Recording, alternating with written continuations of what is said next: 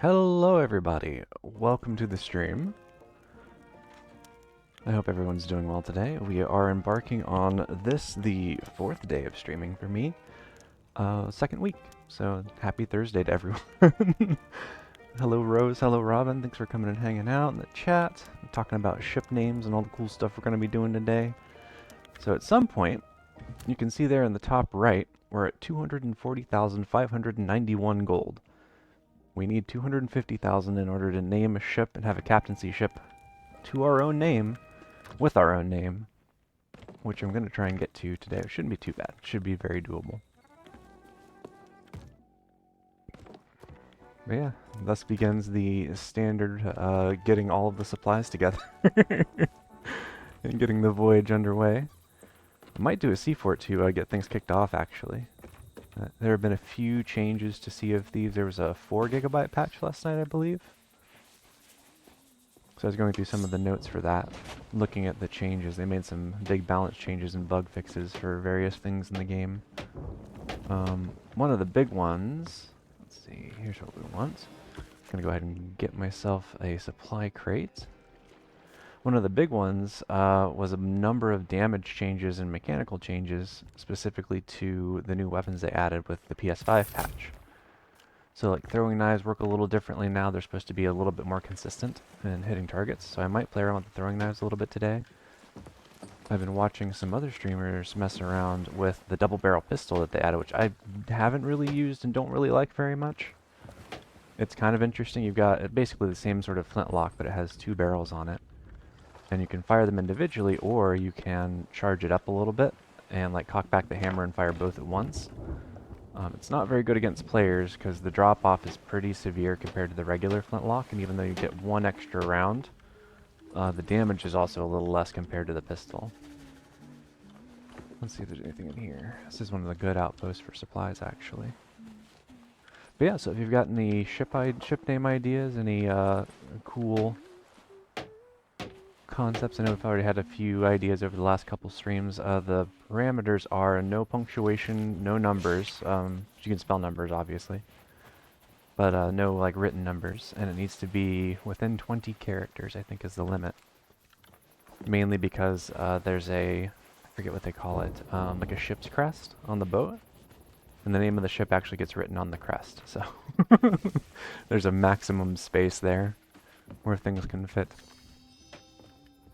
But even though it'll set us back a little bit, I do also kind of, yeah, no apostrophes, no hyphens, Robin, that's correct. Also, how's the chat box text size? Do y'all think it needs to be bigger, or is it looking better? I tweaked it a little bit over the day or so I had between streams.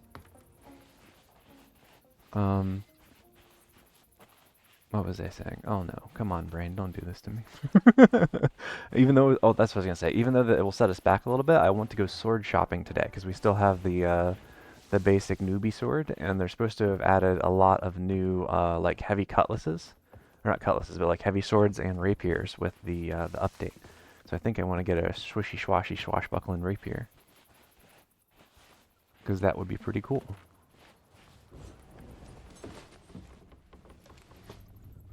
Robin says, I think it's probably fine for the current layout, but we'll have to see how it looks with the higher chat rates. Yeah, that's what I'm most concerned about. I don't want to, like, cut people off, so, like, I want to leave the chat there a little while so that people can read it. But also, like, I don't know, I guess that's part of the deal, is that it's eventually going to get to the point where it's going to get pushed off the screen if enough people show up and get interested.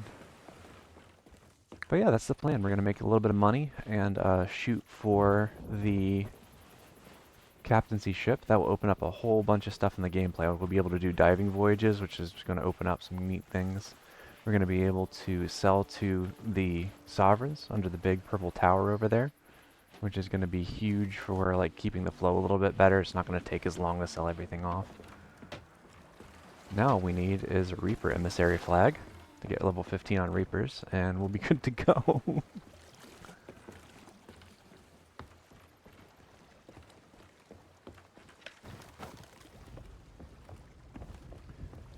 Yeah, in terms of like our pirate history portion of things today, I'm gonna get these barrels shuffled around a little bit. If I take them out and put them back in, I can just move what I need to move. But yes, in terms of the history portion of things today, we're going to be talking a little bit about the Brethren of the Coast, which is sort of related to, actually very related to the Buccaneers we discussed on the very first stream, and what Buccaneers are and what they did, what their motivations were. The Brethren of the Coast is sort of a term that they kind of used among themselves, and it was meant to symbolize the sort of like unified task of all these different sorts of people, although not necessarily unified motivations or practices. But they were a sort of like criminal syndicate, a pirate syndicate, if you will. More accurately, a buccaneer syndicate of interrelated like captains and crews who would sometimes associate together into fleets for fighting and raiding the Spanish and indigenous folks.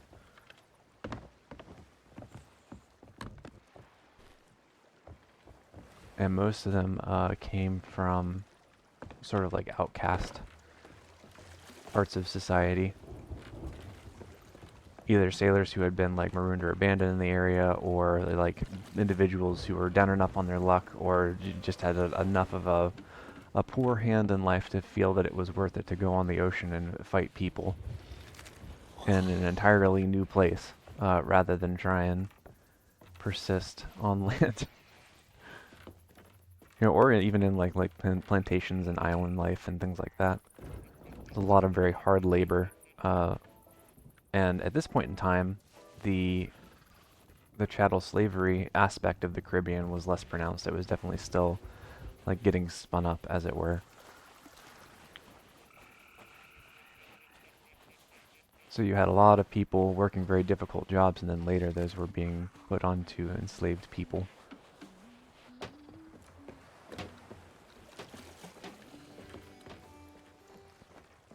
Which is part of how you get the golden age of piracy, which we're going to probably not talk about much today, but yeah. And it ties also into our discussion last stream of William Dampier, the pirate naturalist, because his crew was one of the Skelly fleet going at the moment. His crew was one of those that was very involved in some of the early projects to establish these crews leading up to the English capture of Jamaica, which was one of the major bases of operation for the Brethren of the Coast. But before we get to that, I gotta figure out what we're gonna do today. So Skelly Fleet is probably gonna be a little too intense for what I want to do right now. I would like to go and raid some people if I can, maybe see what's going on with the ocean, see who all's around and what they're doing. I might use a new technique today, actually, one that I've used before, but I haven't used very often.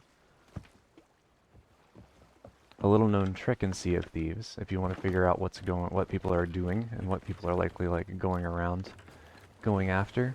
If you get to level 5 as a Reaper, you can start to see people on the map and see like what their affiliations are. But an alternative to that, let's see, gold hoarders. Nope, that's a different thing. An alternative to that, if you look at the desks here where you usually sign up to like haul up your emissary flag, you can also see boats. So there's a boat there. That means that there's at least one person flying a gold hoarder emissary on the server right now, on this server specifically. So that's cool. We know that. It would be really nice to be able to find them, because what they're doing right now is going around and digging up treasure chests. Which means they're going to have a lot of treasure chests on board. So no Order of Souls. It would be really nice to go hunt them down, if possible. And then we'll check the merchants. And there's one merchant as well, so there are at least 2 emissary flags flying. Merchants are pretty good because they've got loot usually in pretty high amounts. They're either moving cargo or they're doing merchant missions. In either case, they've got some stuff that's worth taking, but it's not likely not to be as valuable as the gold hoarders overall, in my experience.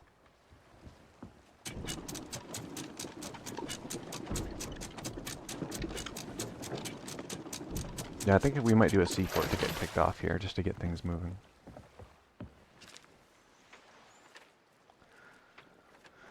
Let's see, so we don't want to go any further north, because that's just going to take us away from anyone, and we want to try and find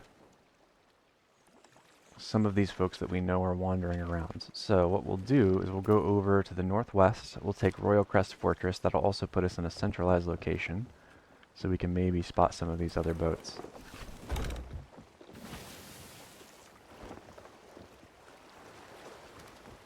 The wind's not great in that direction, but that's okay because we're a sloop. Sloops do cool things. Like sail into the wind. Doesn't make any kind of sense, but you know.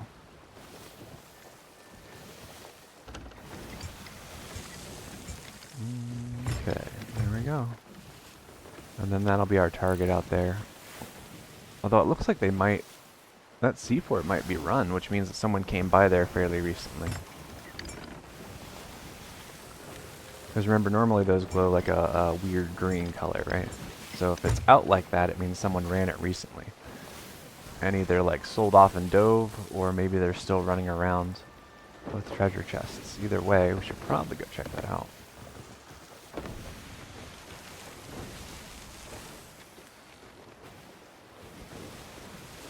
Cannon Cove, Sanctuary.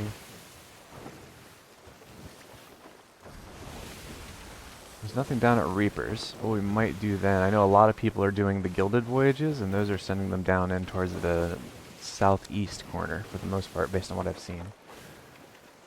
So, if we don't end up with good options there, we might go south toward Lost Gold.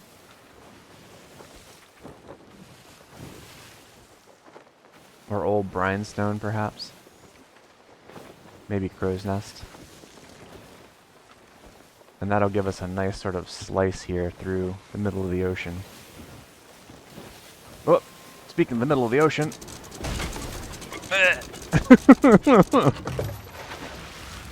Well, so much for that.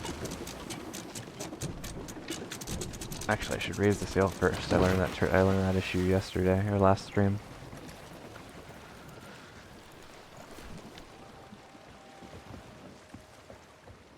Off to a great start, Skipper. Yes, indeed.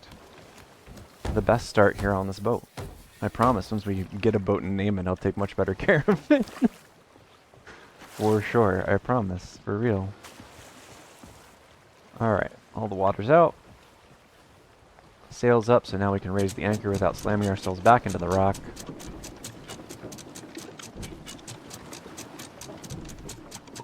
I can never remember like which direction the water goes in Sea of Thieves, because there's like, it's either north to south or like east to west. Like one of those two, like vertically or horizontally relative to the map, but if you sail with the grain of the water, so to speak, it's usually a little easier. But if you're going off of the main points of the compass, so any sort of like northwest, southeast, it has a tendency to turn you over time. Which, you know, a bit of a problem. It's also possible that the green light just hadn't spawned in yet. Because it looks very green right now.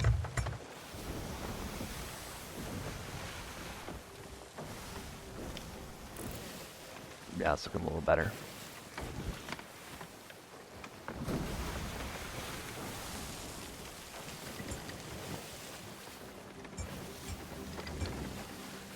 But yeah, William Dampier's crew was pretty stacked with people who were surprisingly knowledgeable for like the jobs that they took. Because like I said, like normally you wouldn't have a lot of particularly well-off people unless they were like started out as like merchant captains or something like that. And like their crew might mutiny against them and like make them turn pirate. But within Dampier's crew, they had about 300 men in the expedition across the Isthmus of Darien, which we discussed like is Dampier's like first trip around the world, basically. The one that he wrote his first book about. And in his party, he had two men named Basil Ringrose and Lionel Wafer. And both of them ended up writing books as well. Wafer's became almost as well known as Dampier's at the time. Basil Ringrose, on the other hand, not a whole lot is like known about his history. Some people, like there are a couple accounts that say that he was like a cleric, like had a religious like upbringing, which is how he was so educated. because there's no record of him in any of like sort of the official schools or anything in England at the time. Again, the records, at least not under his like his chosen name. What's going on here? There's a flag. Why is there a flag? That's weird. But Basil Ringrose was a fairly talented navigator in his own right. In fact, one of his sort of claims to fame is that he created extensive like charts, both of like the wind and currents, as well as like shoals and island locations and things like that on the Isthmus of Darien. And a lot of that was later published by himself.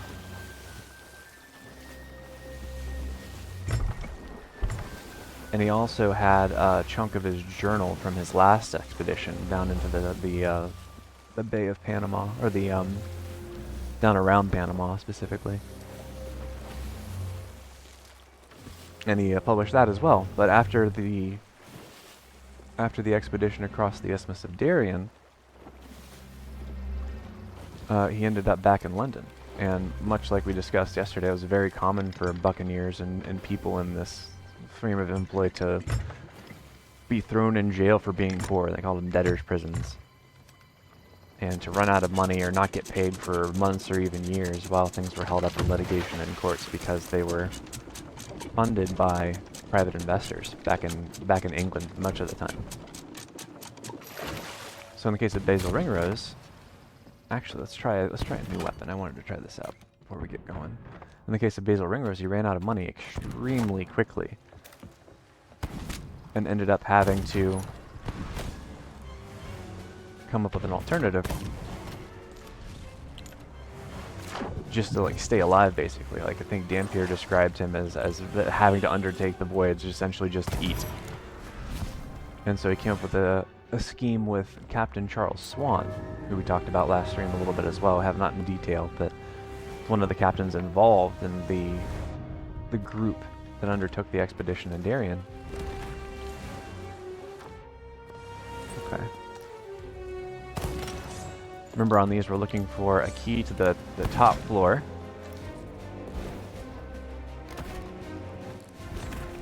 While we fight, and hopefully get the key to the actual treasure hold.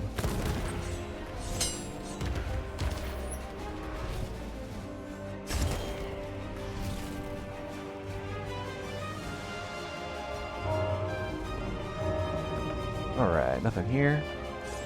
Check this other one. I think this is openable.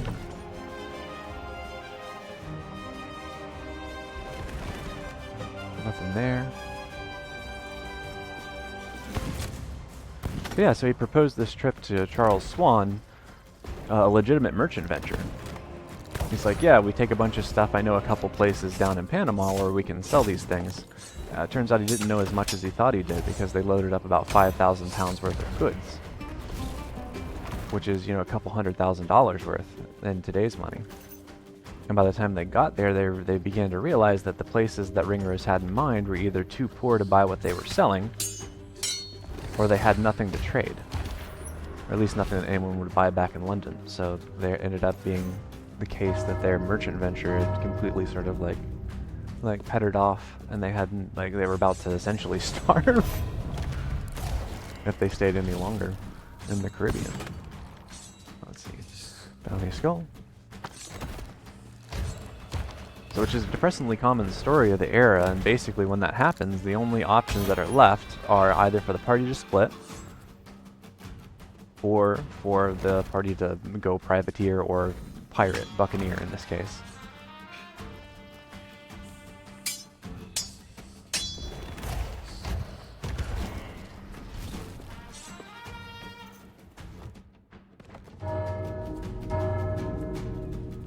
Alright, nothing on this floor. Let's try the barracks. I have a lot of luck with the barracks usually.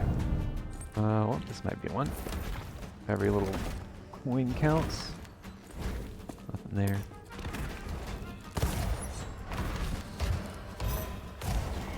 Yeah, so Charles Swan is known for being something of a notorious pirate. He has like an interesting sort of like life story, which we're not going to get into very much here, but he also like imagined himself a legitimate businessman. Like he wanted to be a merchant, even though he engaged in buccaneering.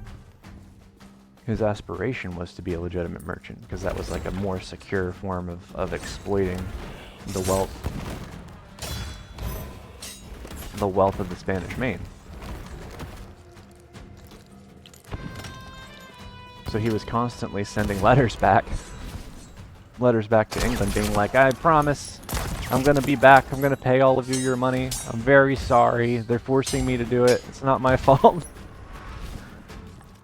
Meanwhile, he's going along like the coast raiding Spanish villages and the towns and villages of various like tribes as well. Just taking all their stuff. Which is what eventually got Ringrose killed. Because even though he'd published books in the UK, he wasn't very well known outside of his charts, which were a comparatively like specialized endeavor unless you were a pilot or involved with like planning a voyage, then that information was not particularly useful to you on its own. Whereas with something like what Dampier wrote in A New Voyage Around the World, oh, here comes the big guy. Let's see, time to find a gunpowder barrel.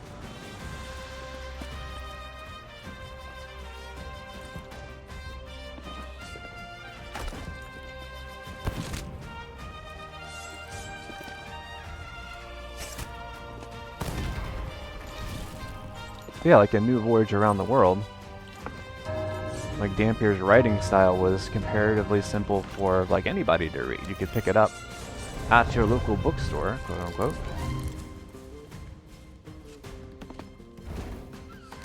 Nope, nope, don't want you, don't want you.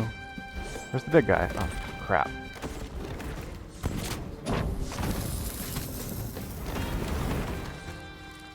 Yeah, you can pick it up at your local bookstore. There we go. Oh no! That was close. I guess there was more than one.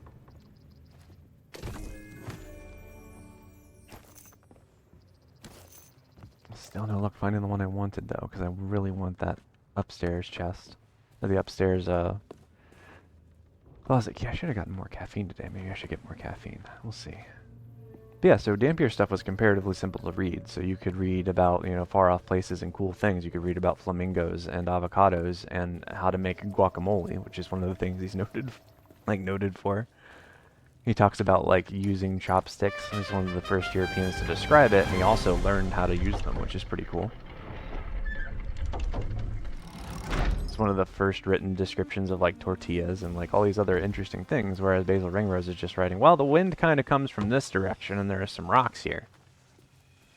So his work never really took off, which is how he ended up where he was, with Charles Swan just trying to get any sort of money that they could out of this extremely expensive voyage that they were then liable for. Like, or at least liable for like the results of, according to the investors, right? Because all that $200,000 to buy the original cargo had to come from somewhere. Alright, come on, Key. I know you're in here somewhere. Hope you're in here somewhere. Let's try some of the obscure spots. And we'll check for masts while we're up here, just in case someone's messing around. That's the other nice thing about these sea forts. It's a good scouting location. Yeah, so they were raiding a Spanish town along the coast of Mexico. And successfully, you know, got what they could out of it, loaded all of the loot up on pack animals, and they were taking it back to the ship. Or Ringrose was with the group of like 50 who were going back to the ship. And what ended up happening was that the Spanish had been lying in wait. And they came in with cavalry, and they slaughtered all of them, which is how Ringrose died. And Swan later ended up like continuing his voyage and getting into like all kinds of shenanigans and trouble. Ended up becoming a sort of a mercenary, part buccaneer, all pirate. A very grueling experience. Oh, this is interesting. I don't think I've seen one of these here before. This will be very useful because I can just take this and use it to load up some of the small stuff that I've been getting.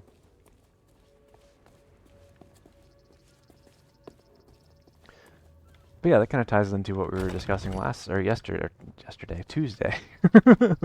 We're like part of like this weird spot that buccaneers of this time period fit into was this between like this space between someone who was just there to purely exploit versus someone who was there to like pursue scientific knowledge, which also was exploitation, or at least a tool for it, because Ringrose goes and writes all of these charts about how to get to this place, which then leads more people to be like, hey, we could totally go there. We could do exactly what they did. We could make a bunch of money. Now it was further aided by another shipmate of Dampier's named Lionel Wafer, who is one of the ship's surgeons, or chirurgeons, I guess is how they spelled it. The CH, chirurgeons. I don't know where they would have hidden this key. Unless they put it in a really, really weird spot. It's always here. Wait, is that it? Yeah, that's it. I didn't look close enough. That's on me. Yeah, so he's a ship surgeon, which surgeon in like sea travel in general is an interesting occupation, because it's not the same as like physician, which would be equivalent to like our medical doctors nowadays, someone who had gone to school for a bunch of years and, you know, had all the certifications and things. A surgeon was generally very sexy skeleton. The surgeon was basically someone who had undertaken an apprenticeship under someone else who was also a surgeon. So you just show up and you hang out with this dude for a while and watch him like do medicine on people. And then after a while, he goes and says, yeah, you're no longer an apprentice. And in the case of Lionel Wafer, I think he spent like 1 or 2 years as apprentice, which normally you would spend like 5 to 7. But the person who taught him told him that he would release him from the apprenticeship with certification if Wafer would promise to pay him back like the cost of his apprenticeship, which is how Wafer ended up as buccaneer, because he was trying to make a bunch of money as quickly as he could to pay off his debt in order to be able to be a proper like journeyman in his chosen craft as a ship's doctor. So Wafer ended up on this pirate ship, and he shared a lot of the same proclivities as Dampier. He wrote a lot about the different animals that they encountered and the different shorelines. He wasn't as technical as Ringrose in terms of like what he wrote down for like the purposes of the utility of sailing, but he clearly shared a bunch of interests. Alright, looking pretty good here. We got a bunch of small stuff squared away.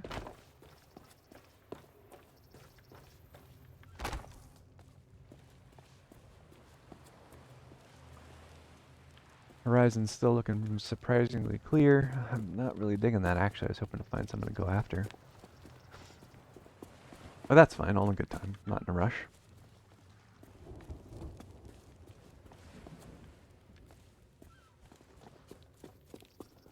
Alright, we'll head back down. Yeah, so in the case of Lionel Wafer, it was during the Isthmus excursion that they were like clearing their guns. Like Dampier writes about it in his first book. They were cleaning their guns in preparation for possible engagement by the Spanish, because what had happened was they had arrived on the Isthmus, and the Spanish had remarkably good intelligence at the time, and they knew that there was this crew of like 300 buccaneers in the area across like several ships. So they were hunting for them. They were constantly like ducking and dodging this better trained, better equipped Spanish force, trying not to die horribly. So they were cleaning all of their guns in preparation.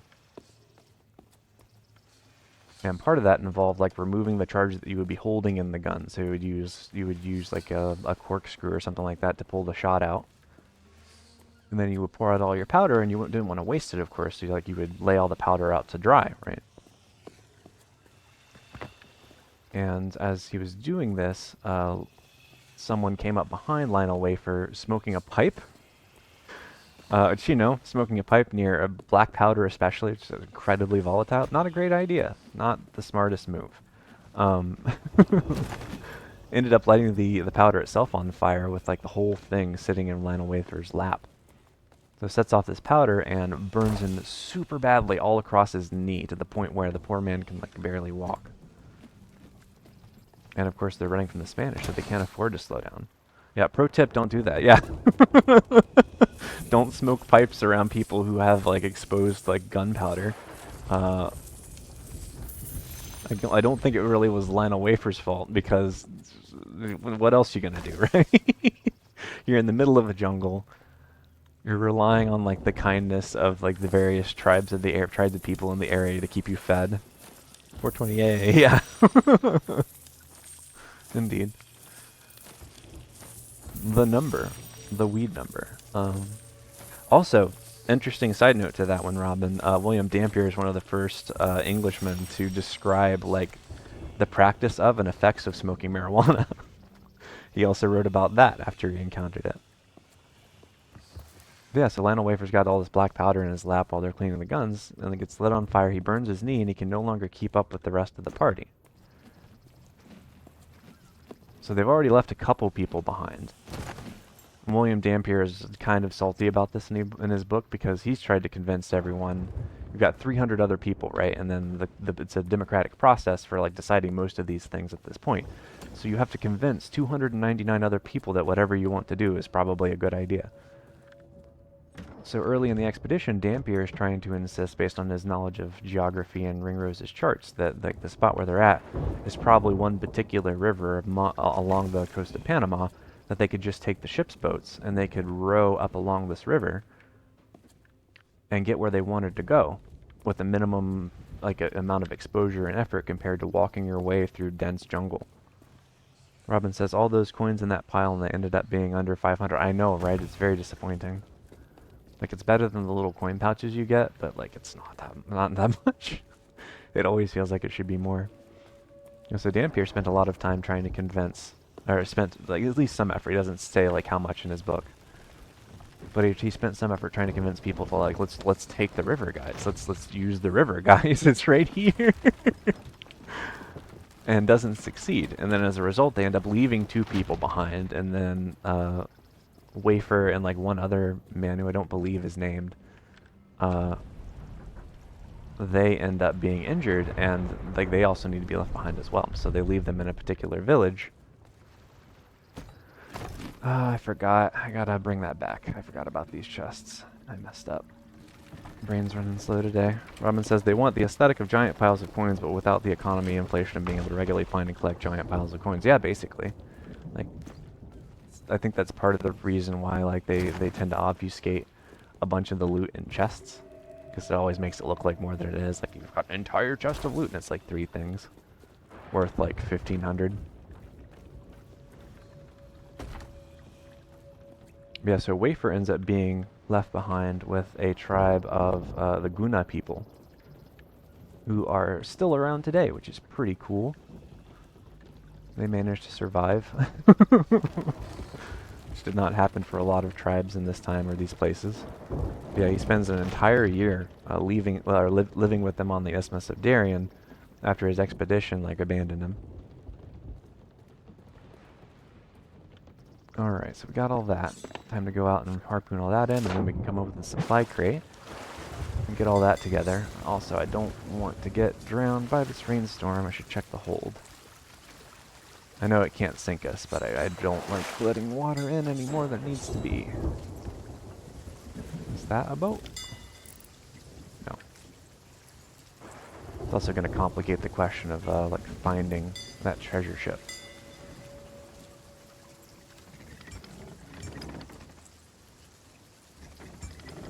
Yeah, so Lionel Wafer spends an entire year, like, living with these people, like, eating what they eat and, you know, sleeping in their village and interacting with them. He learns how to speak the language. He gets his nose pierced in the way that's, like, traditional for the time period. And when the crew from Dampier's expedition comes back by, he shows up with a couple members of the tribe, as well as, like, another person that he got left behind with, and they just let them aboard the boat, and he's, like, he's basically wearing a loincloth and has his body all painted. He's super tanned because he's been out in the sun for a year, more or less. And they don't even recognize him at first. We'll shift a little bit here and get set up. Let's get some of this water out, and then we'll go in and get the supplies. Yes, they don't even recognize the guy at first. But he keeps extensive notes during this entire process of living with indigenous folks in the area, and then he takes all that and puts it into a book, along with a lot of records that he took about like wildlife and plants and a lot of the sort of practices of the tribe, or at least his understanding of them. And he publishes it in a book called A New Voyage and Description of the Isthmus of America.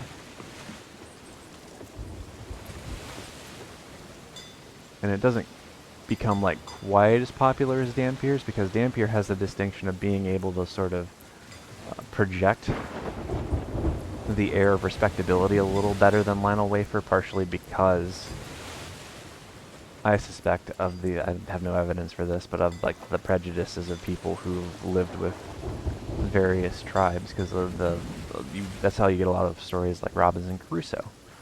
It's like that, where you interact with like, it's seen as exotic and like weird. It's something people want to hear about, but they don't want to like really know the person. They just want to hear the story. You can buy it for $2 at the local grocery store kind of energy.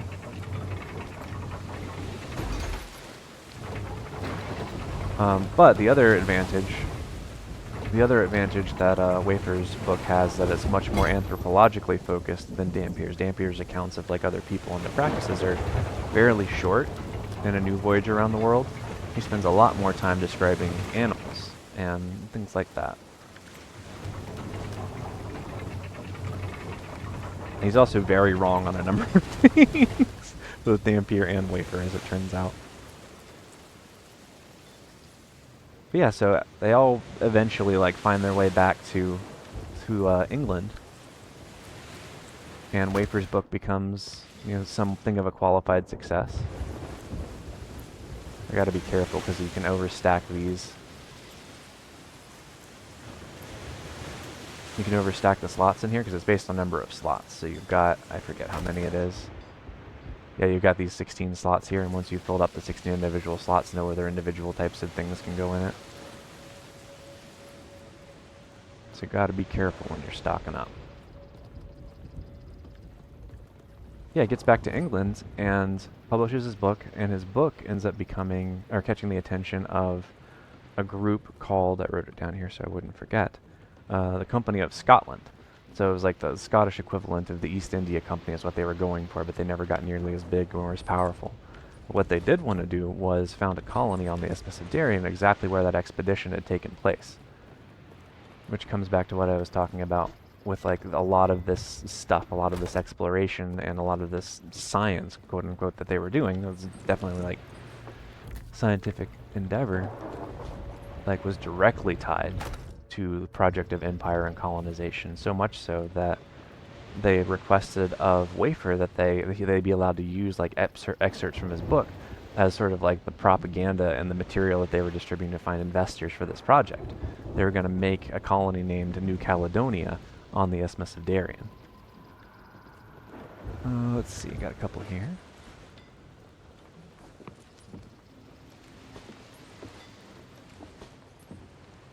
And like for that purpose, they also ended up using Basil Ringrose's charts. They ended up using all the information that Dampier had put down in his journal. Like they leveraged all of these things towards preparations for their project. Let's get these cooking a little bit. And then I can also like dig out a little bit more supply. Nope, don't want to cook the pineapple, that's not a good idea. Even though it's delicious.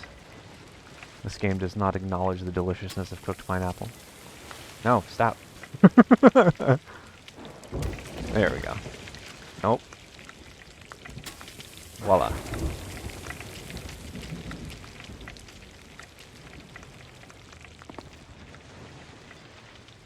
Looking good. Yeah, Wafer himself was not involved with the execution of the plan, but he was heavily involved in the planning phases of it, so he put a lot of his knowledge to work, put Ringrose's charts to work, put Dampier's accounts to work, and then used all that to drum up funds for this project, which ended up failing from like a combination of like starvation and exposure, and eventually the Spanish got wind of it and the military conflict with a much better armed and funded foe. So remember, the Spanish had been like in this area for a long time already, and they already had all the infrastructure set up for like the passing of messages. They would use piraguas and sloops and things like that to pass information and watch for people coming to mess with their colonies. So eventually they go and they get wind of this project. There we go, it looks pretty good. And New Caledonia is quickly reduced to has-been Caledonia. And as a result of the failure of this colony, that was sort of like Scotland's big investment, like big push through a private company, no less, like a sanctioned body, much like the East India Company, much like all the Dutch East India Company. Oh crap! I forgot my box. Whoop! Oh, that's exciting. It's pretty funny. Hey guys, how's it going?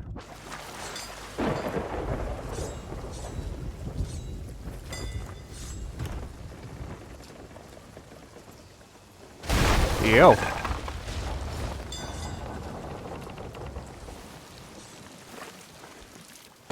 Alright, it's go time.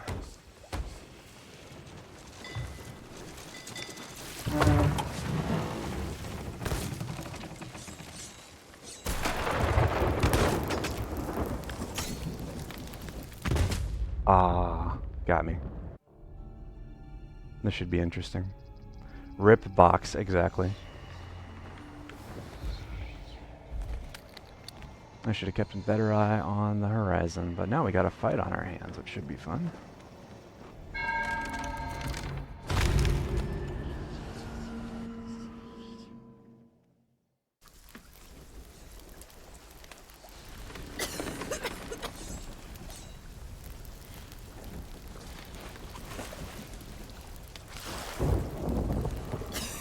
I don't see him anywhere. So he must be bearing up his boat to try and sink me, which means I can probably get going.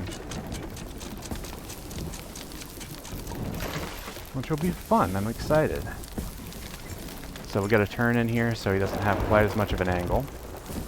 And then we'll put the fire out, try and patch any holes, and then start a fighting.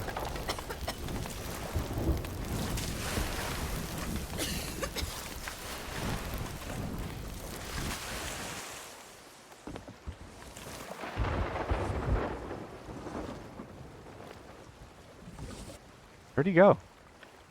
I was sure he was right behind me.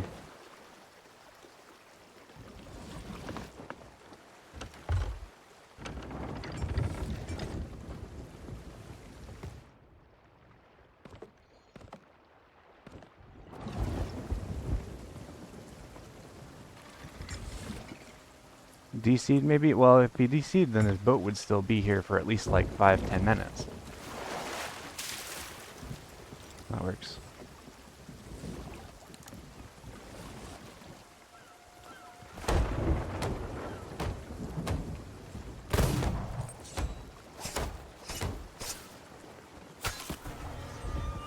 I see.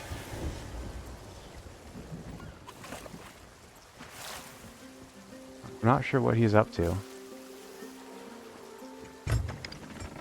Yeah, it looks like he's scuttled, which is weird.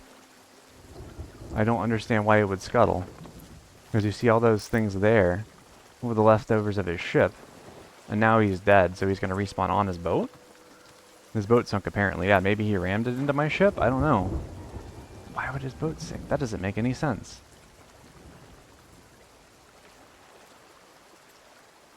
Maybe he felt bad because I've got the newbie sail.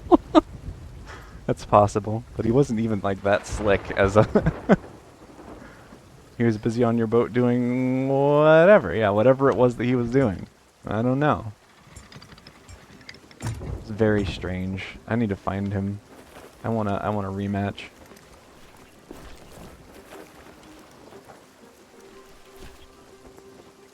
But yeah, so the failure of New Caledonia, you know, led by like intel from Lionel Wafer, Basil Ringrose, and William Dampier, like these three men who had been on this one expedition on the Isthmus of Panama, Like, it ended up being a major push for the forming of Great Britain.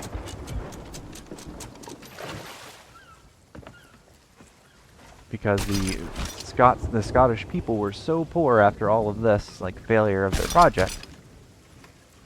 Cannonballs? Hello, Guppy, how are you? We just got attacked at this seaport by a person who's very confusing to me because they attacked me and then they sank for some reason. I think they scuttled their ship, because they shouldn't have sunk that fast. Go get your box from the fort. Yeah, I'm gonna. I had a great walk. I'm good. How are you? I'm doing pretty good. Walk sounds pretty nice. How is the weather up your way? Is it good weather for walking?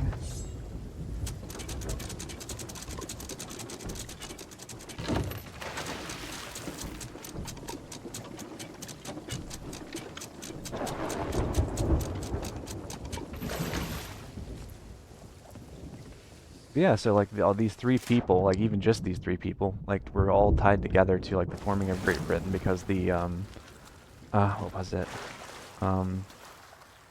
The Act of Union in like the early 1700s. Like it came about partially, not entirely, but like partially because of like Scotland being out of money. And my last snake steak, which is going to be like completely burnt to a crisp now. It's not going to be viable.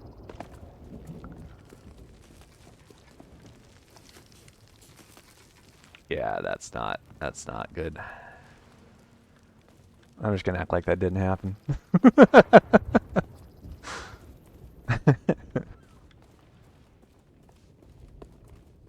Last snake steak.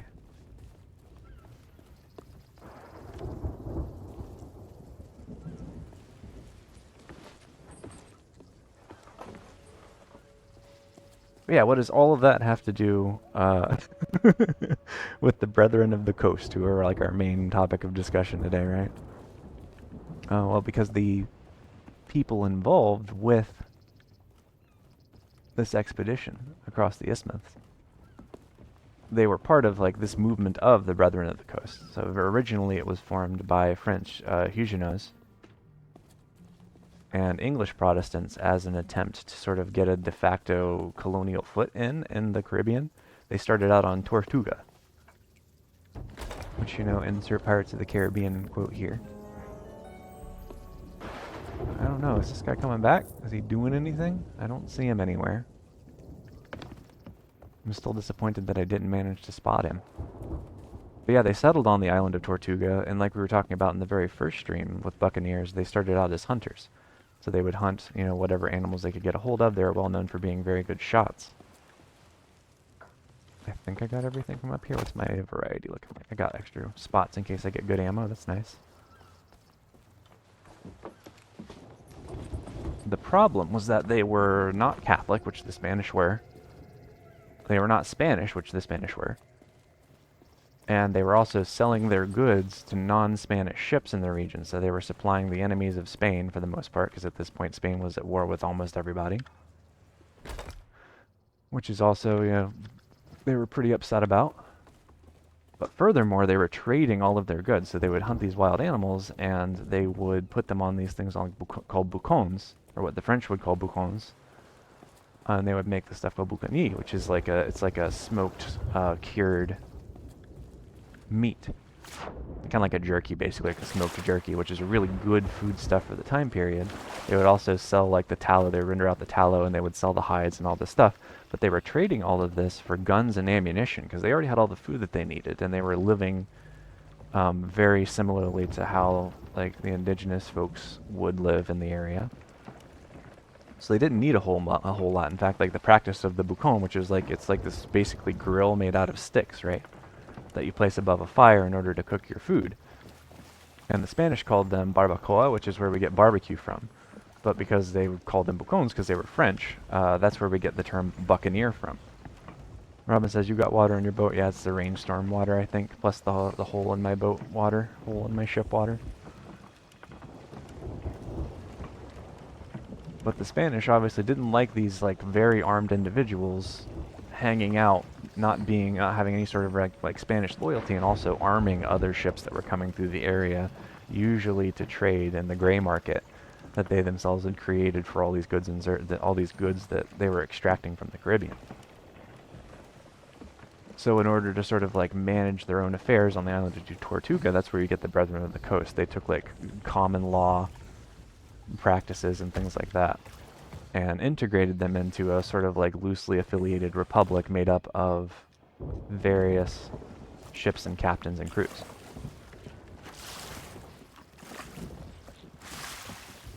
Get some of this out of here. And then they inherited those practices from a couple of different... I might as well leave these here because I gotta run them in anyway.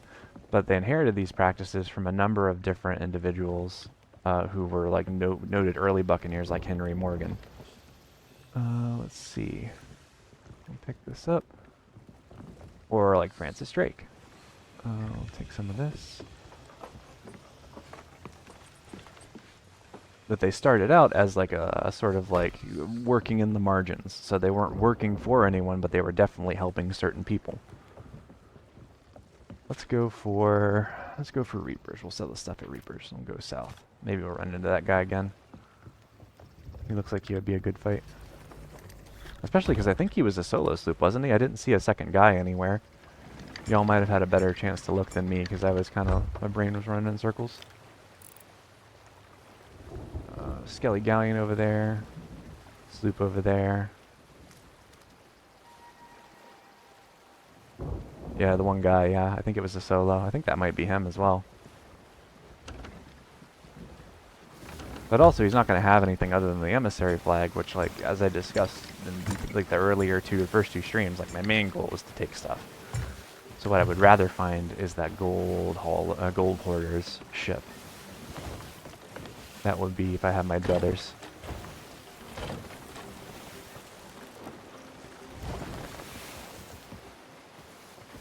There's also the possibility that this guy's like tucking on the boat somewhere.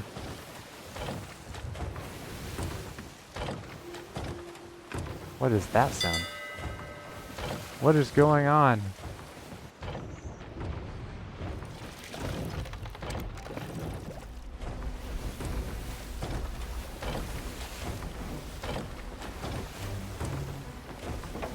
I don't understand.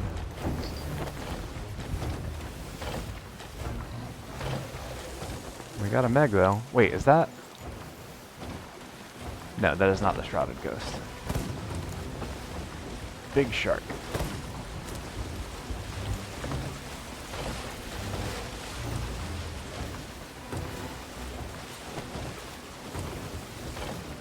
What is with this sound bug? I keep running into this issue. I've heard a couple of people talk about it. Like supposedly there's a sound bug where the sound object like detaches from the parent object and it just kind of exists on its own.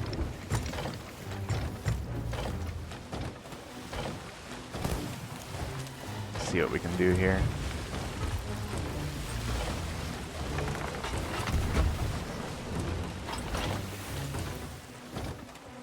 It's the sound of raising the anchor? Maybe. Let's find out.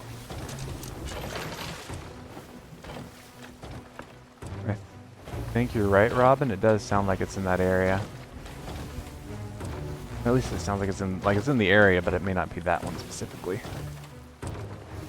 All right, we'll ship this. Might be raising the sail. Nope, no luck there. Oh, there we go. That fixed it.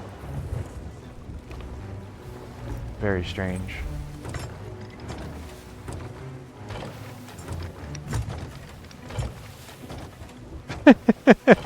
If I put the sail down all the way, it starts making the sound. That's weird.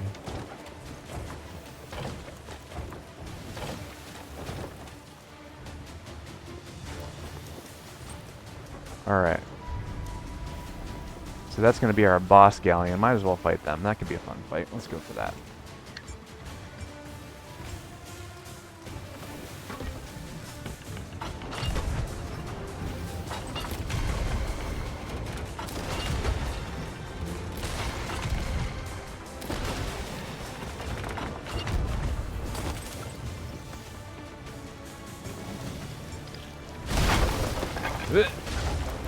Rude.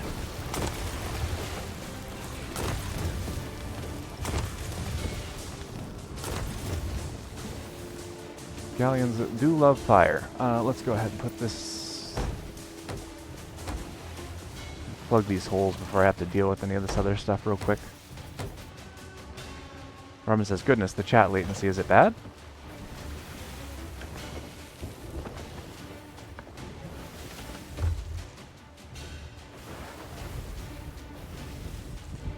Yeah, one of the annoying things about the galleons is that they tend to put themselves out fairly quickly. Around 6 seconds from chat input to showing on the stream. Wow. I wonder what's different today. It might be because we don't have quite as many viewers as we had last time, because I've heard from someone that like chat latency can be potentially tied to viewer count. Oh, it's better now? Okay. Might just be something on Twitch's end then.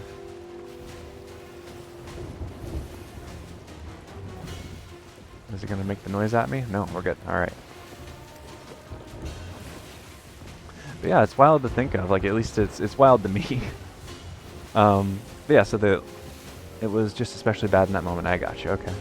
But yeah, so the Brethren of the Coast, like living on the island of Tortuga, going out and occasionally pirating, but they were mainly hunters and trappers and stuff like that.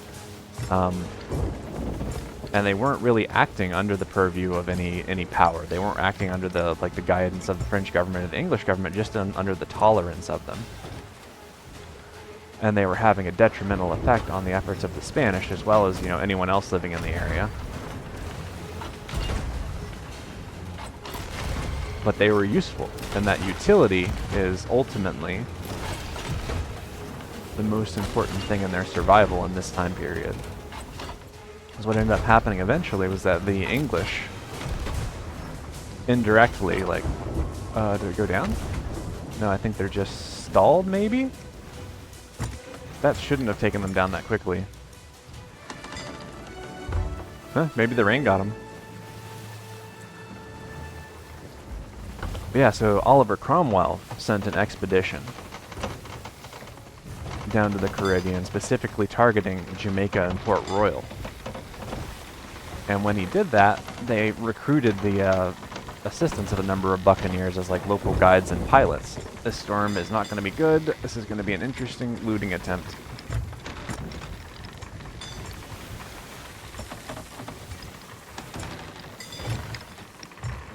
She's gone, belly up, Captain.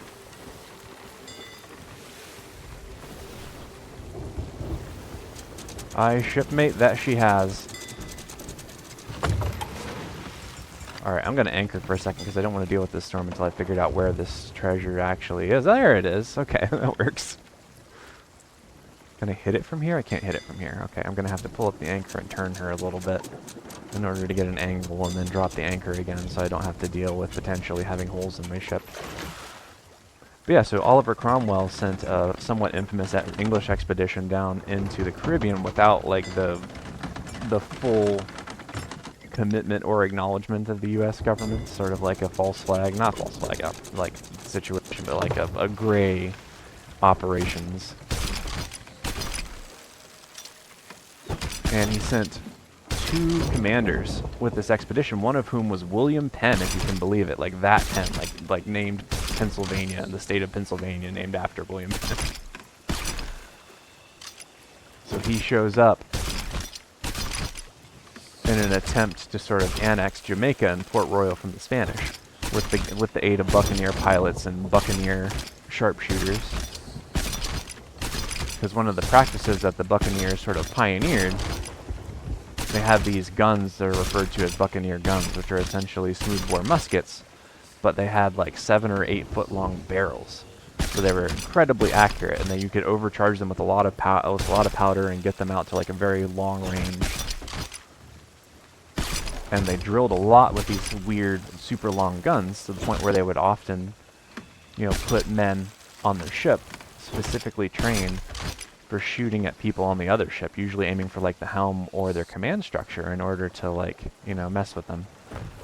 Knock out their line of command. Is that... I think that's an ashen chest. Did I get a key? I think I got a key as well at some point. I don't know. I'll have to check as I go through this loot stack. But yeah, this process, it was like basically sniping. But it wasn't called sniping at the time, it was called birding, because the practice came from shooting small birds on the wing that they could then, you know, dry out or cure on the Buchan and then sell. But that was the kind of skill that these English invaders were attempting to leverage on Jamaica. That's the kind of stuff they needed, thinking outside the box. And they ended up succeeding, ultimately. They ended up taking Jamaica, this force like guided by Oliver Cromwell, like this deniable asset, so to speak. They ended up taking Jamaica, and the English held on to it for a long time, despite it basically being an illegal conquest in European terms, even though, like, it was all illegal or, like, at least, like, there we go. Even though it was all horrible conquests overall, like, this was something that was completely outside the written law at the time. Kind of in that situation where if you could do it and get away with it, then it doesn't matter if you're allowed to do it.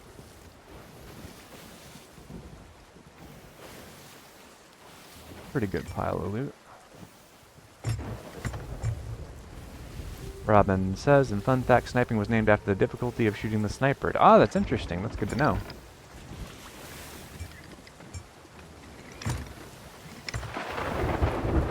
Oh no, that's a rock. I thought that was a wave. Oh, I'm not doing well today. I think that's the same rock. I'm 30% sure that's the same damn rock. I need to turn up my monitor brightness or something. Come on now. Alright, let's get this thing off the rock first, and then we can worry about going back south.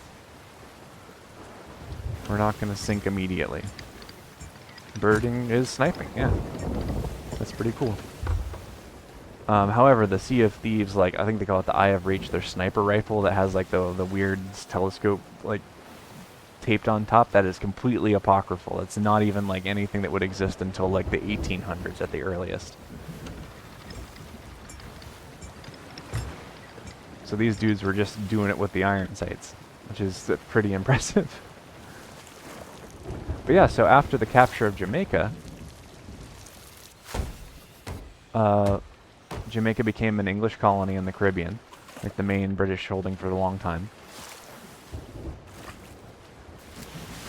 And it also became the base of operations of the Brethren of the Coast, the Buccaneers.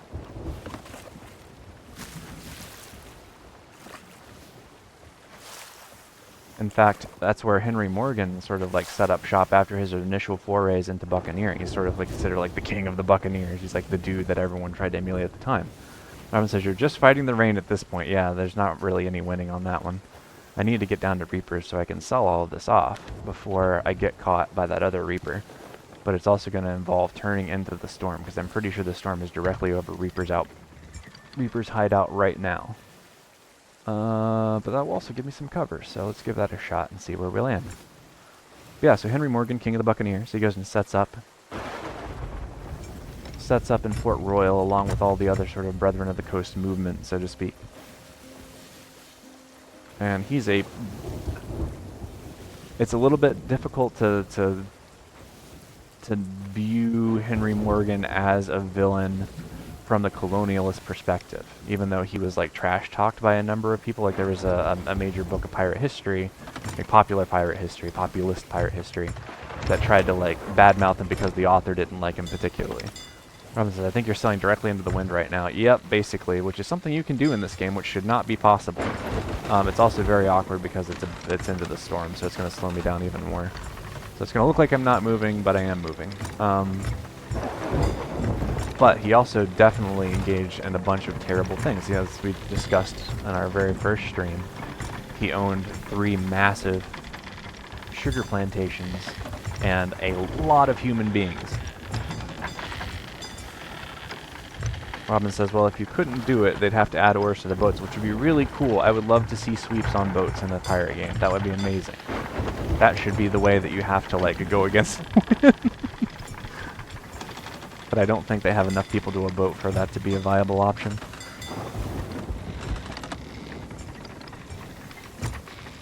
I swear the way that they've set up this game to run. There we go. Try and pull this puppy in here. Looks like somebody sunk here recently as well.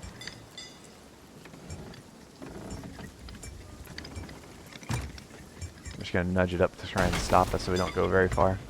It might do some damage, but we can fix it easily enough. Just rig them all into a pirate engineering device. Yeah, that'd be cool. Like maybe you have to spin it up for a little bit, get a flywheel going. I should double check this. It's up. Yep, good. And then it just rows you for a while. It made so many other silly pirate engineering things. Yeah, I know, right? We haven't even seen like a half of it, like not even a fraction of the silly stuff they put in this game.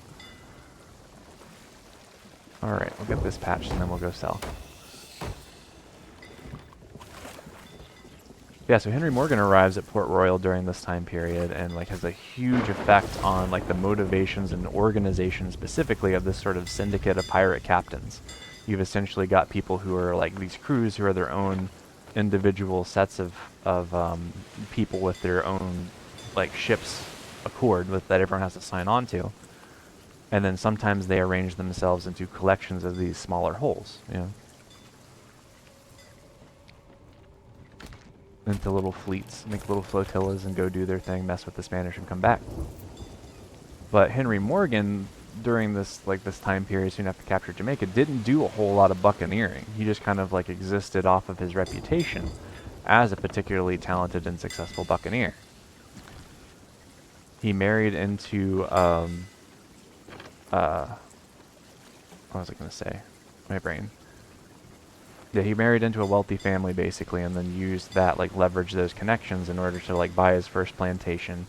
He was placed in charge of the militia at the time, and, like, managed the defense of Port Royal against the Spanish. He was the one, like, passing out. They were passing out so many letters of marque and reprisal is what they called them, letters of marque and reprisal. So a letter of marque is when someone who's in charge of a kingdom shows up and is like, hey, we don't like these guys. We're gonna let you go fight them. And if they kill you, you're dead, but if you win, we're not going to take it away from you. Take whatever you get from them away from you. A letter of reprisal basically means if they attack you first, then you can sink them. And we won't take the stuff you steal away from you. So then you would end up with people like dressing up as traders or going on like very short like sort of trading missions or engaging in, you know, practices of going and quote unquote stealing the stuff that the Spanish had already stolen. By setting up like illegal logging camps and things like that, and then the Spanish would come and fight them and they would kill the Spanish and take their stuff. And Henry Morgan was overseeing all of this, directly and indirectly, through his position of authority as a buccaneer and also as captain of the militia. Robin says, a few sweeps tied to ropes so you could run them solo wouldn't be so out of place. Yeah, that would be doable. That seems viable as a visual setup for it.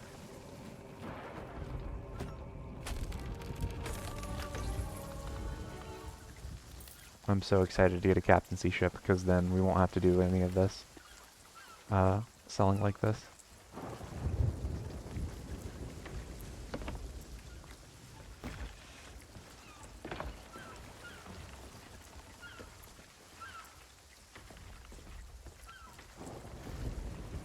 But yeah, during the time, something I find extremely interesting is that some of Henry Morgan's recorded actions are specifically against the Jamaica Maroons. And the Jamaica Maroons are super cool. So they're a bunch of, made up primarily of like self-freed black people who then set up their own established villages and ways of life like up in the mountains of Jamaica and just sort of like constantly harassed the sugar plantations in the area, tried to free other folks, and absolutely wrecked the British militia of the area in like 2 full wars and a lot of different guerrilla actions. And they were, one of their leaders was known as like Queen Nanny or Granny Nanny, or just Nanny of the Maroons. And she is a Jamaican national hero to this day for her ability to interrupt the flow of commerce and keep her folks cared for and free. So they lived on the island of Jamaica at the same time the Buccaneers did. And just managed to... That doesn't sound good. What was that noise? Still some water from the rain. Maybe some holes up top. But yeah, they fought 2 separate wars against the English in the 1700s. And they're just all around cool. So if you want to like hear about some badass stories of resistance, definitely look them up. It's a subject I need to learn more about. I have not read any like specialized books on the topic, which I need to. But like that was like Henry Morgan's whole thing, was basically showing up, running the militia for this time, and then eventually he went and engaged in a voyage to sack Port-au-Prince, I think? Port-au-Prince? But that's like a whole nother story. I want to talk about Henry Morgan like on his own terms with his own stuff. But yeah, this expedition that included like Dampier, Wafer, and Ringrose, like was a part of this whole movement. Like they relied on the infrastructure that the Brethren of the Coast like set up and operated. Like Dampier talks about in New Voyage, he talks about discussing with like local privateers on like what villages they might want to go and raid and where they might want to sail, where the Spanish were and where things of value might be. They were actively using this sort of distributed, decentralized communications network in order to pass information among themselves. And if something went wrong and you got like sunk or marooned, like because there were other people in the area who shared the same values, you would have someone who would be willing to scoop you up off a beach and take you where you needed to go.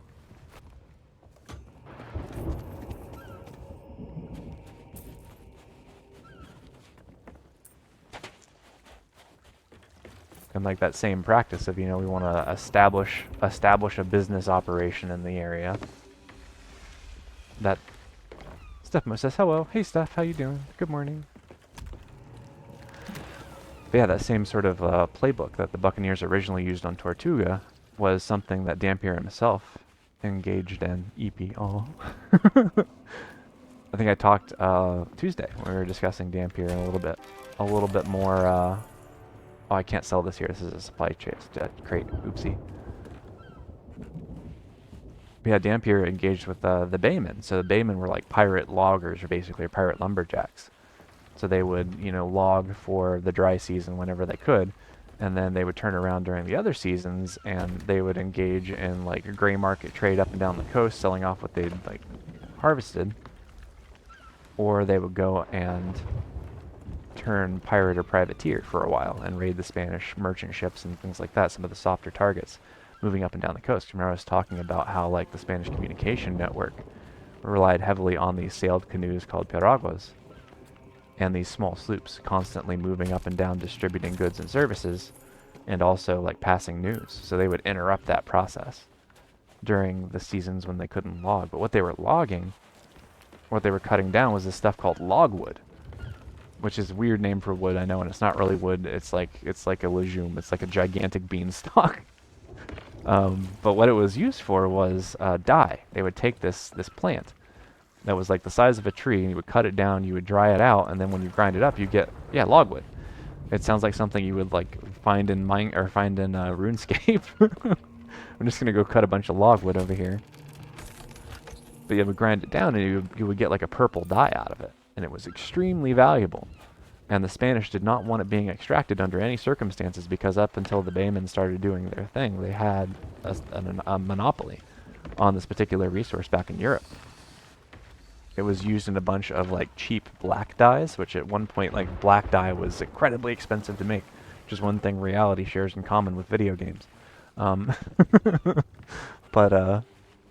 But yeah, so it was a way by starting with purple, you could then mix in some cochineal or, you know, other sorts of like less expensive or more expensive materials and use less of it to get to the same result. So Dampier was also involved with that, like early on in his career before he went full buccaneer himself. In fact, it's possible, like I would suspect, I don't have any like evidence for it, but I suspect he probably got his first passes at buccaneering like through these connections that he made with the Baymen.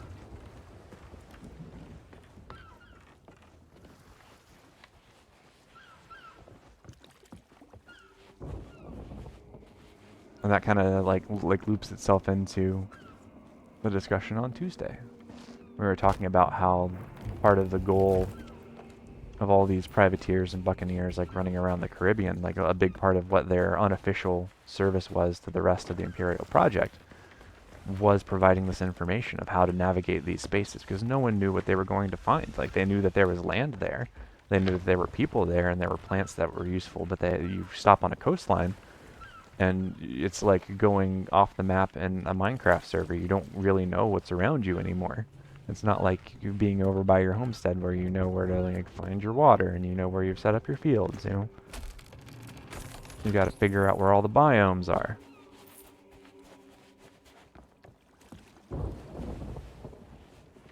And it didn't, even though these crews were distributed, and they all had their own like weird stories about like how they ended up in this position and what they were trying to accomplish. And some of them were very loyal to the cause of Protestantism and were simply there to like fight and mess with the Catholic Spanish. Like all these different motivations were still unified in their ultimate practice and purpose by the shared incentives and like the material goods they were trying to acquire. Stuff says, like Minecraft, but your stack of baked potatoes is rotting. Yeah, basically, constantly rotting. Everything's rotting because it's hot and wet constantly all the time. Everything's rotting, including you. Alright, another storage crate. I don't want that right now. I gotta continue selling this stuff.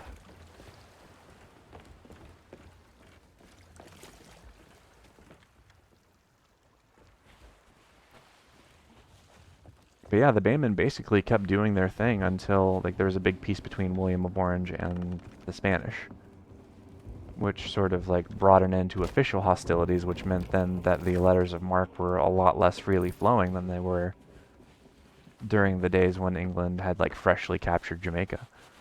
And then eventually, the Treaty of Madrid happened, in which like England and Spain like officially stopped their active hostilities in the Caribbean for the time.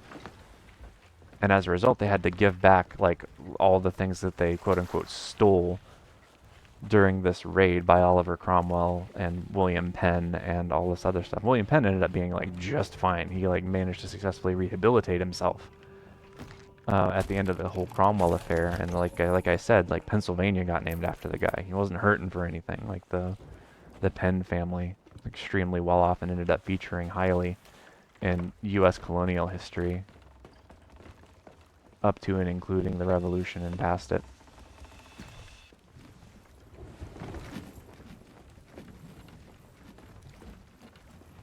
But yeah, that basically killed a lot of the incentivization that the Buccaneers had, which was this weird gray area where you could essentially, as long as what you were doing was useful to this nebulous experiment that the British were trying to accomplish by randomly taking an island in the middle of the Caribbean.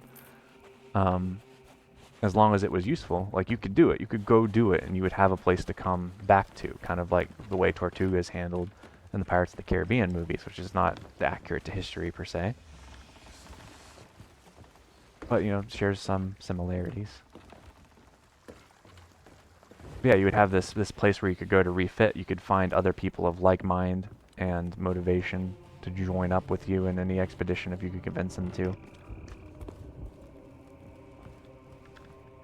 They had sanctuary. But all that just kind of vanished as soon as like official hostilities between England and Spain dried up.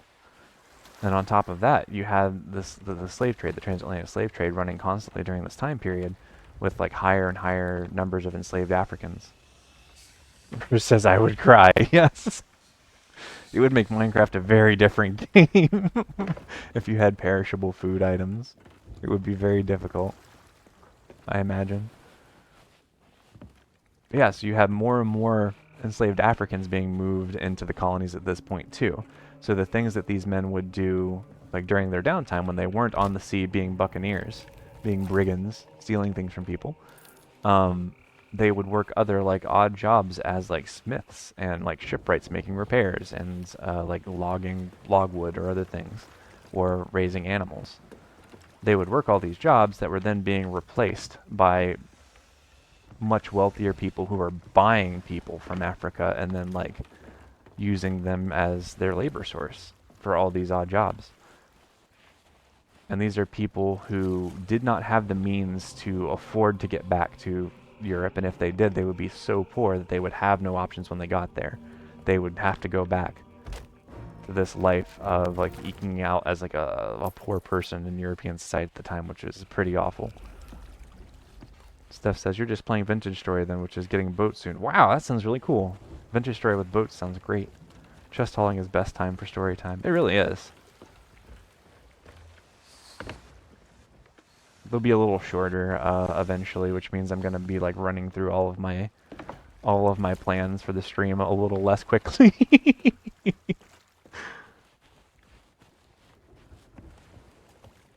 But yeah, so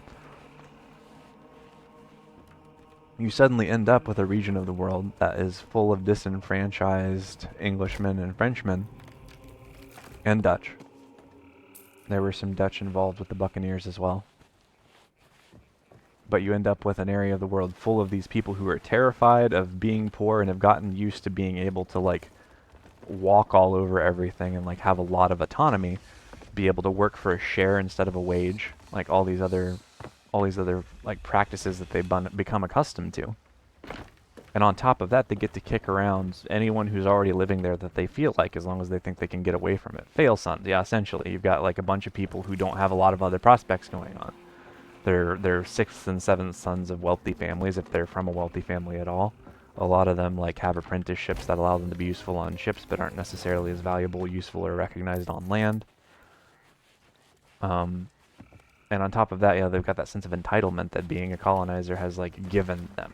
Like, I can go and take things that I want and need, even at the expense of other people. Like, whenever I want, as long as I can get away with it. And on top of that, they've spent most of like 2 generations at that point being regaled by tales of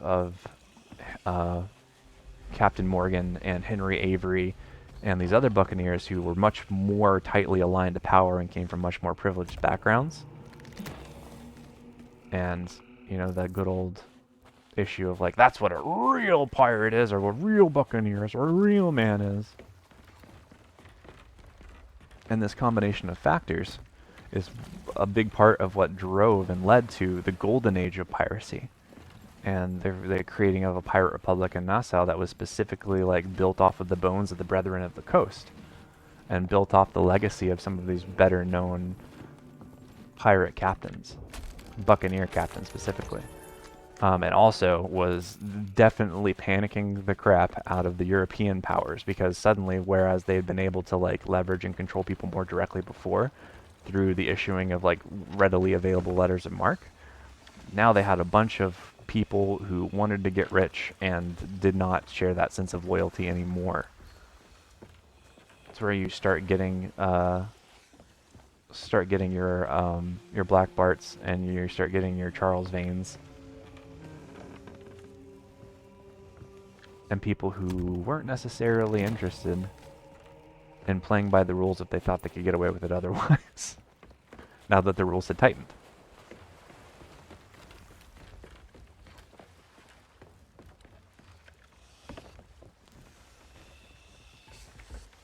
And like at the core of all this stuff, you have all of these different tribes of people who had already lived there for a very, very long time, far before the Spanish or any other Europeans set foot in the Spanish Main. And they were constantly getting the short end of the stick. Like the way that Dampier writes about some of them is kind of depressing. And he's one of the more respectful writers, like, of the era. He actually writes like he's making what he thinks of as a good and earnest attempt to like understand the ways that people survive, and he talks positively of some of the skills that are useful to him. But he also perpetuates some things, like it talks a little bit about members of the Mosquito tribe. And says, he records, I read this the other day, it's pretty early on in New Voyage, he talks about how the Mosquito men, when they join up with these crews as sort of like guides and hunters, like they're very tightly knit community to British colonial endeavors, specifically, like English colonial endeavors specifically. But he writes about how when they're attached to a crew, they were constantly pushing that crew to like give them an English name. They got to have a name. And Dampier, for whatever reason, says that the reason for this, there we go, that's what I wanted. Is there anything good in here? Ritual Skull, Tome of Power, Tome of Resurrection, a couple good things. Some good cosmetic things. Dampier says that the reason why they insist on being given a name is because their tribe doesn't have names of their own. The men don't have names at all, which is not true. Wasn't true then, isn't true now as far as I know. But like that was his understanding of it, and that's what he wrote down, and so that's what everyone in London read. Or like Yeah, there we go. A couple ashen tomes, those sell pretty good. Those doubloons are handy. Or like the Guna people that Lionel Wafer ended up staying with. Like, they're still around, and they have got problems. Like, it's a direct result of colonization. They've got a bunch of pretty pressing issues and problems. Let's see, where did this go? But they're also pretty cool. So, like, I did a little bit of reading up on them specifically. So they live on the San Blas Islands. San Blas? I'm not sure how to pronounce it precisely, but yeah. So they live on the San Blas Islands, off the Isthmus of Darien, which they were driven into in order to avoid Spanish invasion. So the Spanish moved into their space and started messing with them. And they're like, "Nah, we're out of here," and they just decided to go live on the islands. You know, reasonable. But their society is matrilinear and matrilocal. So, like, if you marry into a family of the Guna people, then the wife doesn't move into the husband's household. The husband moves into the wife's household. And, like, your parentage is then tracked through your mother's side of the family, which is pretty cool. They also have, in the 1920s, I think it was, they had a revolution because the Panamanian government was attempting to suppress their culture and drive them to integrate with the rest of Panamanian culture at the time. And they fought him like guns, tooth and nail fought, and ended up maintaining their independence, which is really freaking cool.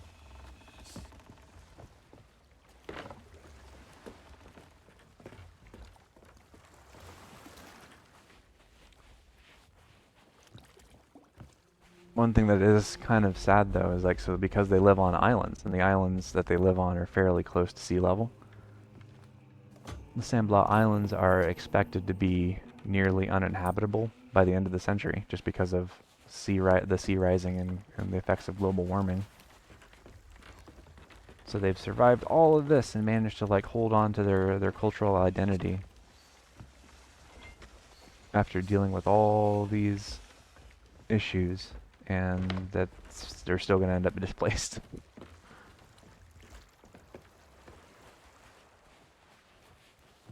And there's lots of little stories like that. Like, even in Dampier's book specifically, he talks a lot about different tribes of folks who are so ferocious, as he terms it, like so violent. That was that guy's flag, I think. Yeah, that was that guy's flag. That's handy. That'll be a little bit of standing for us. Might hit 8. 8 would be cool.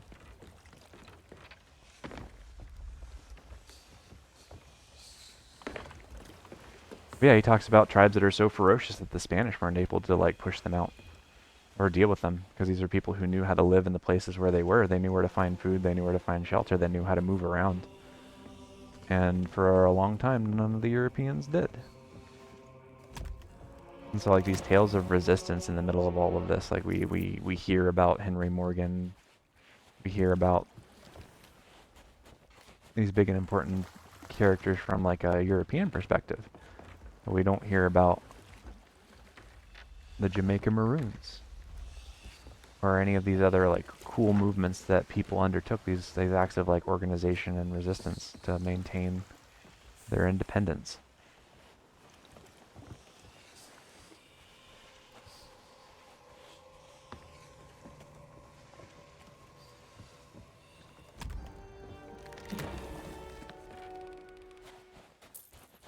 The other nice thing about the Brethren of the Coast, though, is that there's been some cool art over the years. I'll have to see if I can figure out a way to get it onto the stream, but I found this really cool drawing of Henry Morgan recruiting people for an attack, and he's just, like, hanging out on a hammock looking like a badass, got his boots off. Got a big blanket down to block the sun. Having a good old time.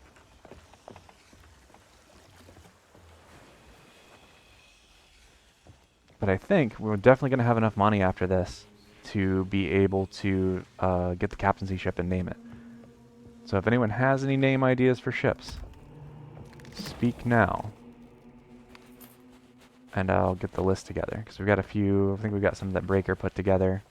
We've got a couple from Rose. Robin's put in a couple. I think a couple other people have as well. I've been keeping the list.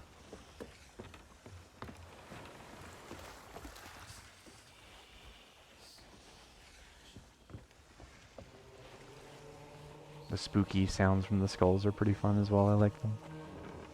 All whispery and weird.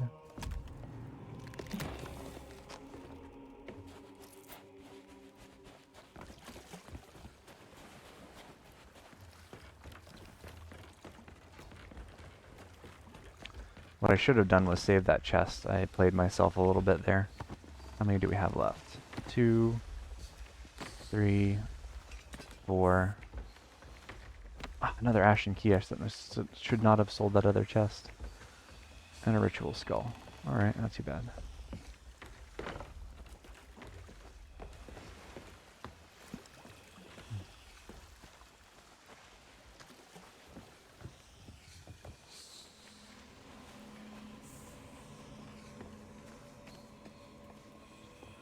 But yeah, let's see. Let me see what names I've got currently on the docket so we can be in and have a look. So we've got Taking on Water, which I think was cats. Let's see, Robin says, yeah, I was kind of surprised you sold it before finishing out the loot pile. Yeah, I messed up. I got distracted. I'm still working on the whole, like, talking while doing things thing. It's pretty challenging. That was a tactical error on my part, for sure. What I should probably do as well is, like, store some of this. Like, get it all into one so that I don't end up losing any of it. That's probably a good idea overall. What do we got in here? Anything spicy? Oh, pretty boring, honestly.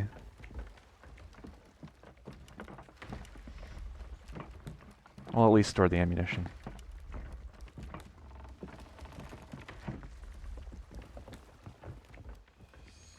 And store the lumber, and I guess the food. I'm not super thrilled about the food, it's just bananas, but whatever.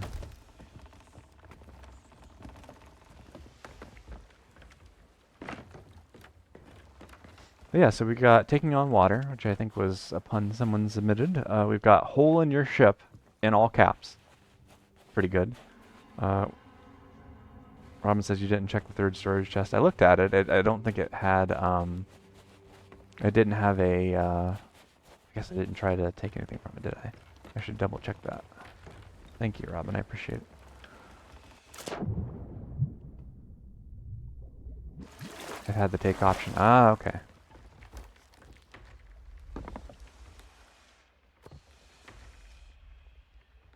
Yeah, it's got a little bit of stuff in there. It's certainly not unwelcome.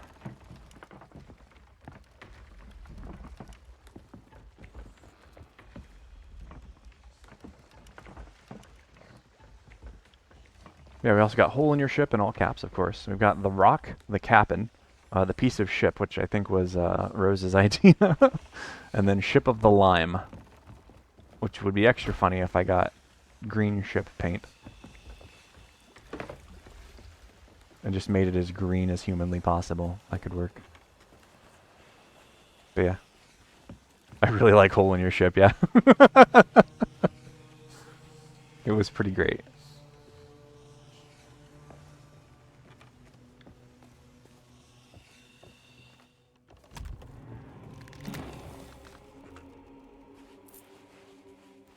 Yeah, I'll be trying to run a poll, I think, as well, because I haven't tried that on Twitch yet, and I wanted to try it. Just to know how it goes. But yeah, level 8 with Reaper's Bones, that's pretty good. Coming together on that. I think the boat's shifting, though. I should probably use the harpoon. Let's try that. App-rent-ish ship. Hello, Break. How are you? Good to see you. Welcome to the party. We were just discussing ship names, because we have enough money to get a captaincy ship now. We've still got the Rock and the Cap'n. And also I've updated some of the constraints that are being applied because of the way that ship naming in Sea of Thieves apparently works. There can be no punctuation marks, there can be no numbers, and it has to be within 20 characters. Break says OMG Slay.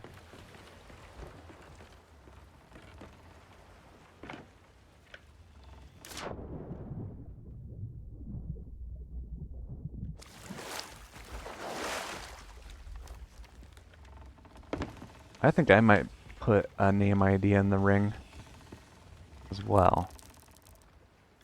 I don't know what I'm going to put yet, but I'll think about it. The name I had in mind originally as like a possibility would be like the Buccaneer Queen. It would be fun to go around and like be a mercenary, be like, hey, you guys want any help with fighting that guy? It'll be 3 chests.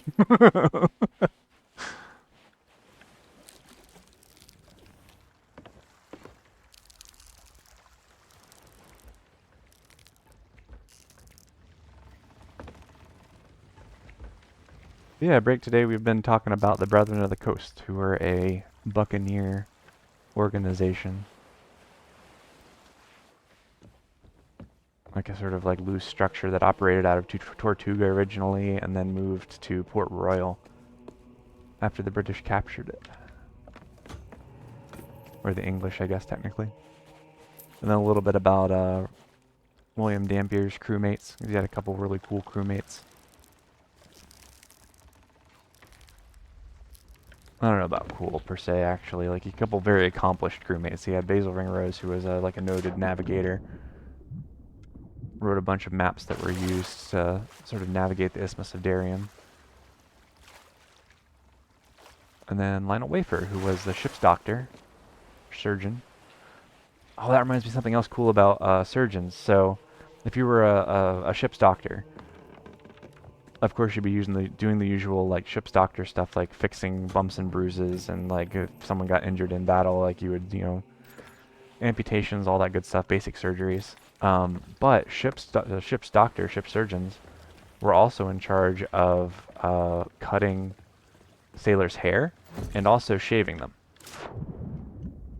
So like a large part of your work as like a doctor aboard the ship would be just like making sure all the crew had sick fades and keeping everyone clean shaven, because the style was very much to be clean shaven at the time. Which Golden Gunpowder, I believe, is the YouTube channel, had an interesting video a while back on ship's doctors, and was relating like one account folks had of like these people that they were rescuing from being like marooned or shipwrecked, and they remarked that all of the sailors who were rescued looked like children because they were so clean shaven, because they had a pretty fastidious ship surgeon who made sure that they were all trimmed up nice. It just made me like think of like Femboy Pirate Crew. Break says hairdresser one day, trauma surgeon on the other. Yeah, it seems like a very swingy kind of job, to be honest. Dr. Barber, yeah. Paging Dr. Barber. Alright, let's get these out of here.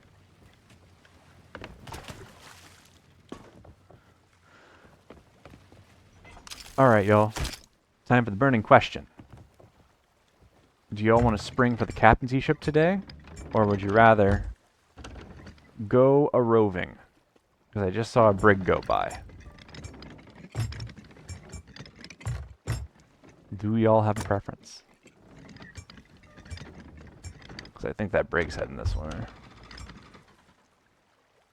Robin says, ship, ship, ship, ship. Yeah. Yeah, maybe that's probably a good idea. Anyone else have any thoughts?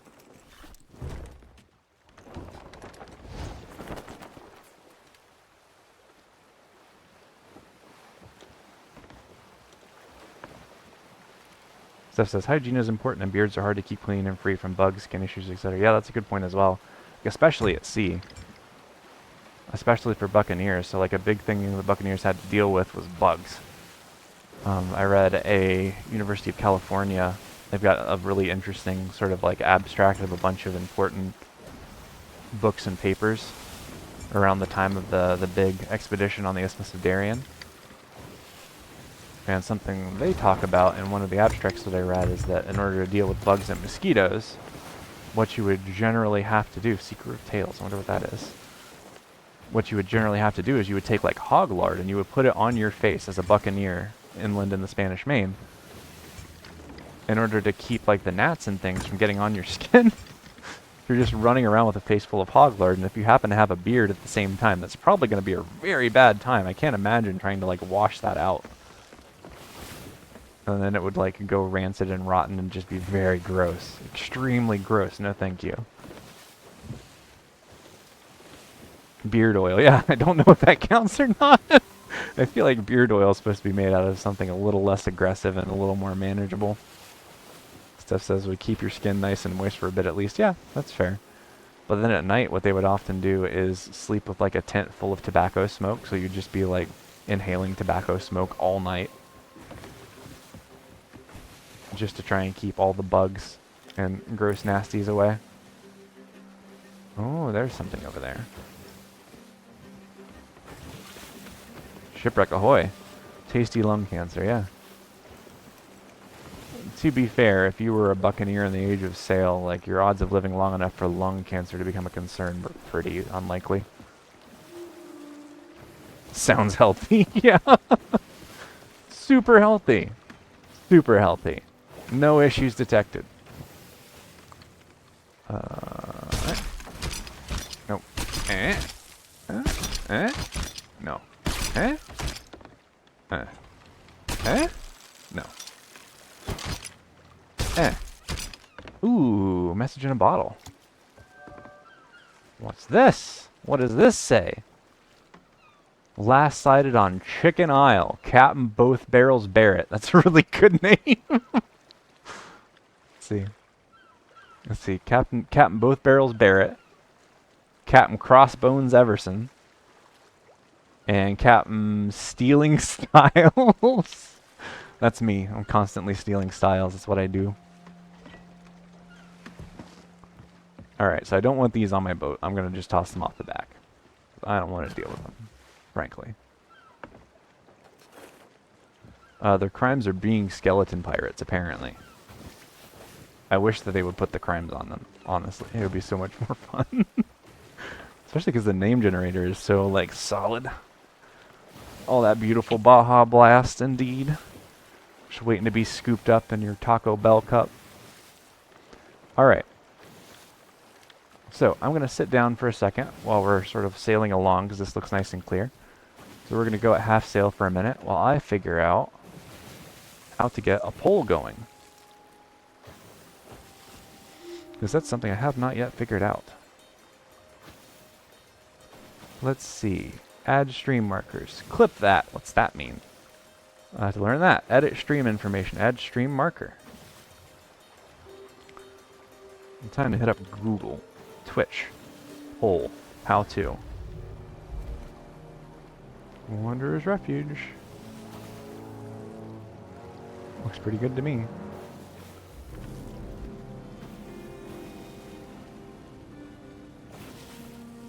Clipping is what we were talking about. Just saves a little clip to your channel. Ah, okay. See, I've learned the highlighting stuff. I did a little bit of that and put out a video of highlights. So if you haven't seen that on the twitch.tv, then check that out.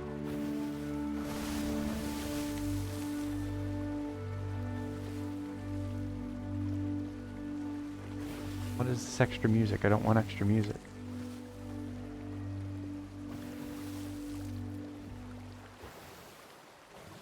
Oh wait, I got a follow. Thank you. Thank you for the follow. I appreciate it.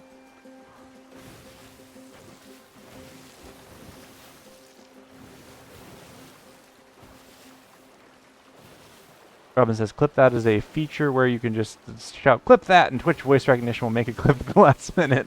Cute. Very cute. That sounds pretty fun, actually. Break says, still wild to me, wind just exists and you can just take a boat and go. I know, right? If you know how to do it.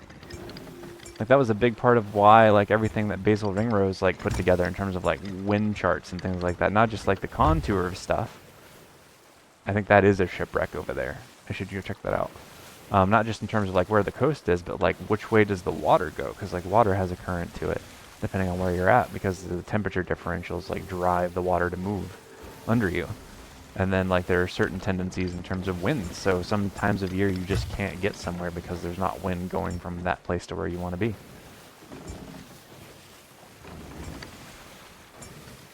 All that information is very important. But also, like, yeah, it's wild that you can just, like, hop in something with a bit of cloth attached to it. Stick it with the wind and just go.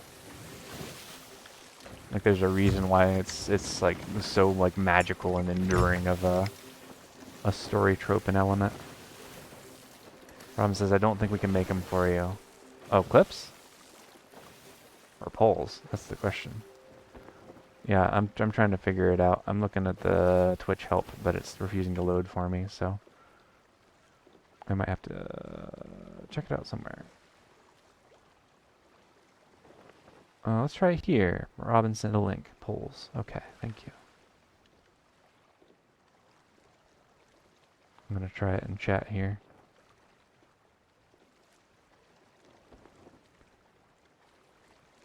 Alright, how to create a poll on Twitch. Step-by-step guide. Go to your creator dashboard. Add poll to your quick action bar, which is manage your poll. Affiliate exclusive. Affiliate exclusive. Affiliate exclusive.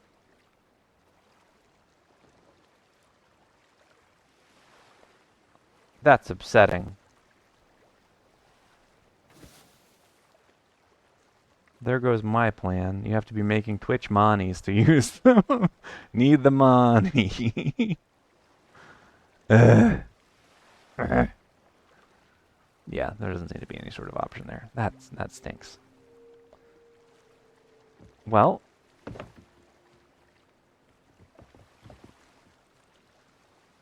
might end up doing like a straw poll type situation. You can list the choices in chat and then we'll yell our picks. Yeah, that might be the one. Wreck of the Devil's Rage. Good boat name. Functionally every bit of user interaction is locked behind affiliate. That's wild.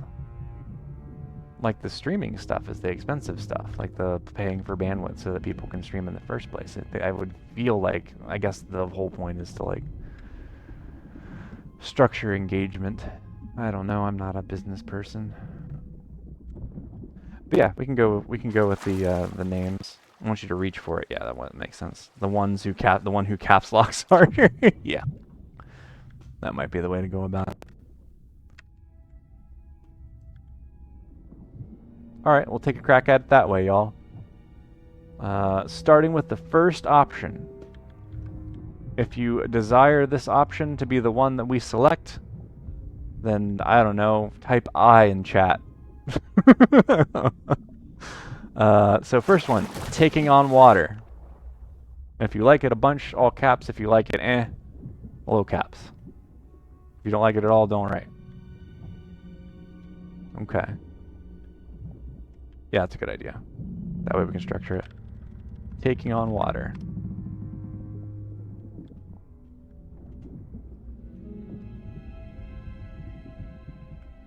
Oh, a list. I see. A list I can do.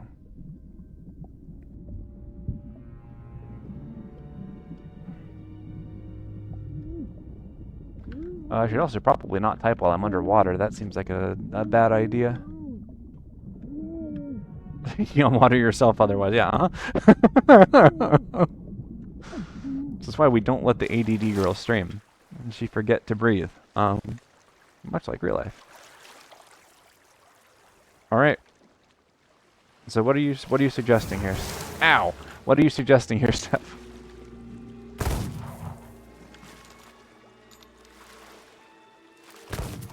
A Minilodon. So get out of the water. Put the list up, and then people like write which list they want. Or which one they want on the list. Get out of the water is my suggestion. Alright. Alright.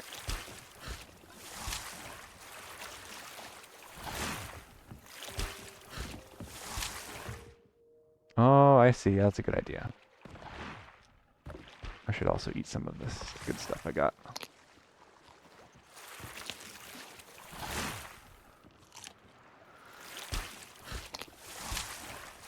Yeah, then people can like vote with the numbers. Okay, dokie dokie.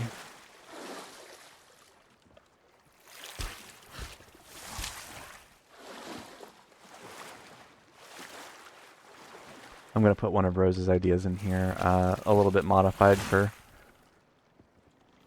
purposes of fitting in, just because I thought it was really funny. I wish we could use it the way that it was written.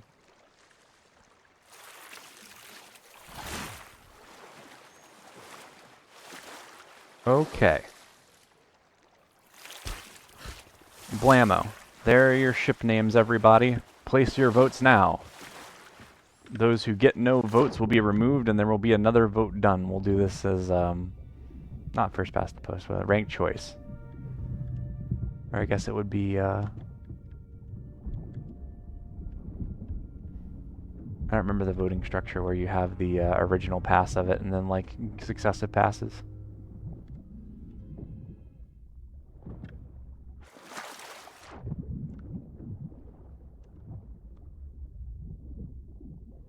Yes, ranked choice voting, yeah.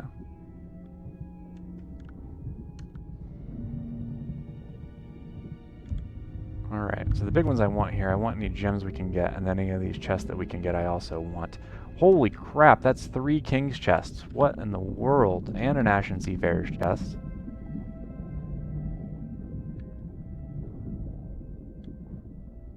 Three and 7, but I'm obviously biased. It's okay to be biased. Go for it, my friend.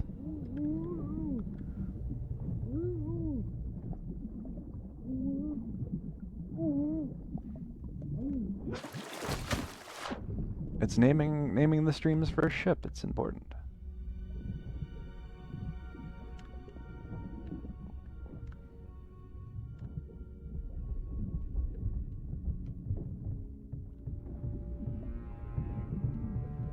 Let's see. So that's 1 Ashen King's chest.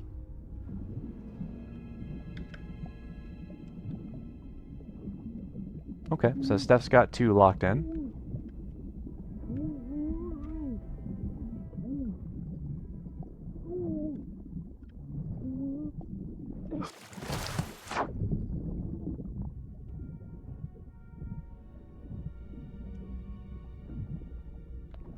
And Robin seems to be leaning towards 3 and 7. Is that right, Robin? If you had to pick one of those 2, which one would you go for? I don't know. I'm not very good at structuring votes. That's why I was hoping to use a poll. I guess I could do a straw poll. That'd be easy enough to do.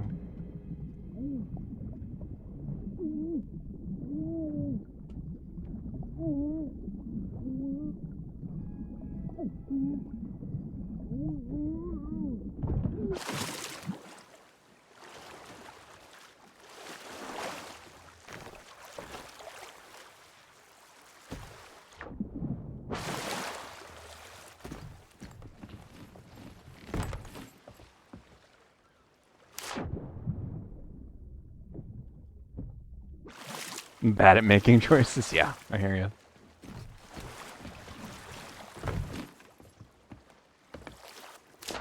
Try and get all my treasure on board before the shark gets me.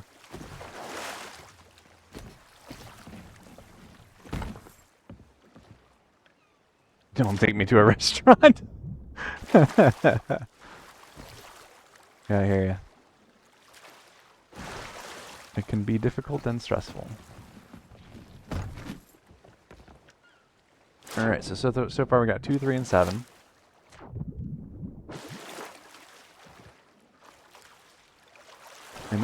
We just might not have enough people overall to pull this one off.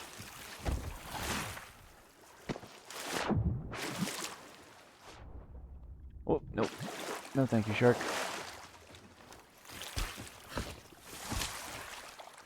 Let me look up something real quick.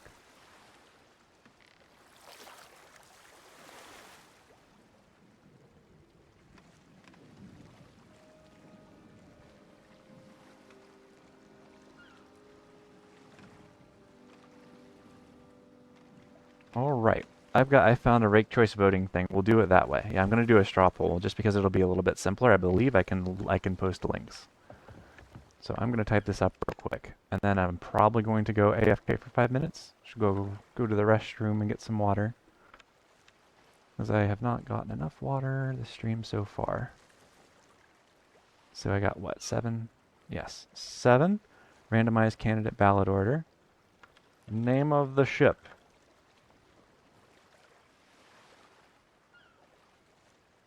Number of winners, number of candidates, 7.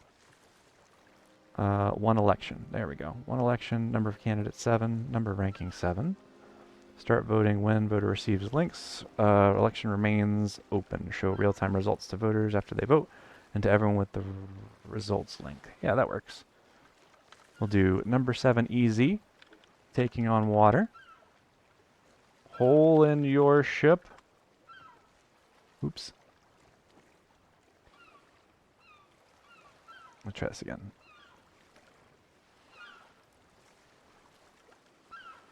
Name of the ship. 7, 1 winner, 7 candidates. There we go. I accidentally hit the back button. Okay. Number 7 easy. Taking on water. Hole in your ship at number 3. Number 4 will be a rock. Number 5 is the captain. The piece of ship. And the ship of the lime. Meow meow per wooder. Wooder. You have so much wooder. And also the seagulls. The seagulls are nice. I like the seagulls. They're actually up there hanging out.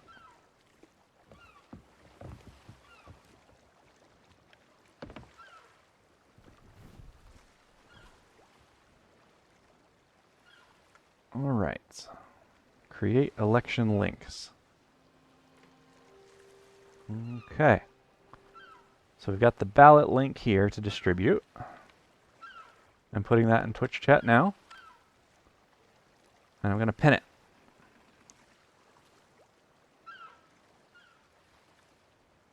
So that right there up at the top is going to be ranked choice voting. So you can arrange them in whatever shape you like the best. And you should be able to see the result link,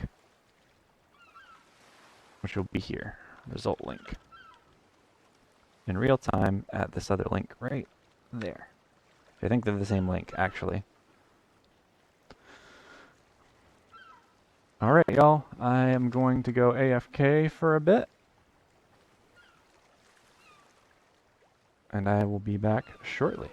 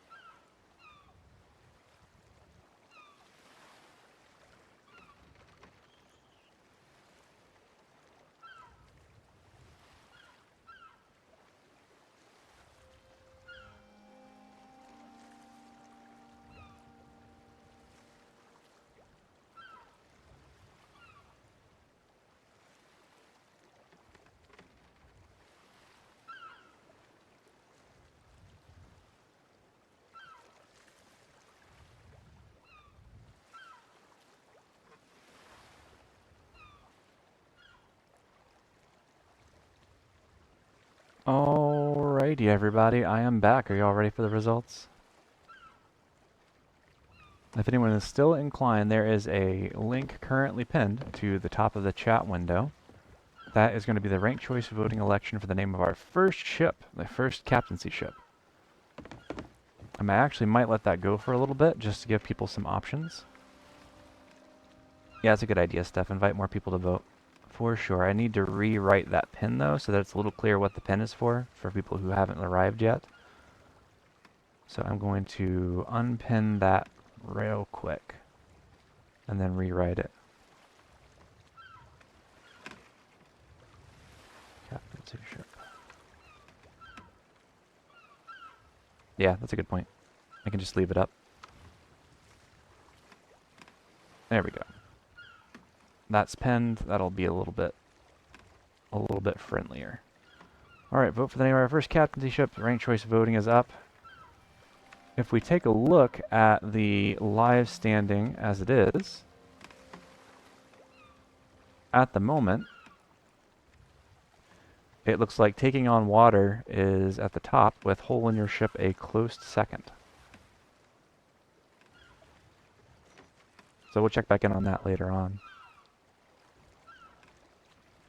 as we go along. Yes, thank you, my BRB is still up. I'm playing around with they've got the studio mode for all this stuff, which is pretty cool. I like the studio mode because you can tinker and change things in one window and then transition it to the other, which is very handy, and I like it a lot.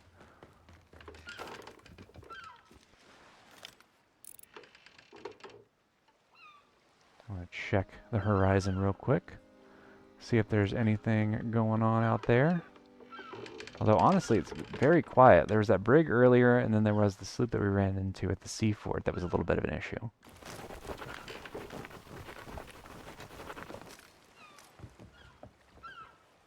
But other than that, we really haven't seen anyone. I wonder if that Reaper chest is moving. That could be interesting. Alright, what's going on down south there? Reaper chest? Reaper chest not moving. Okay, let's go after that Reaper chest, and then once we pick it up, we'll head towards Reapers. After we get to Reapers and sell, we will go ahead and round out the stream by doing the ship naming.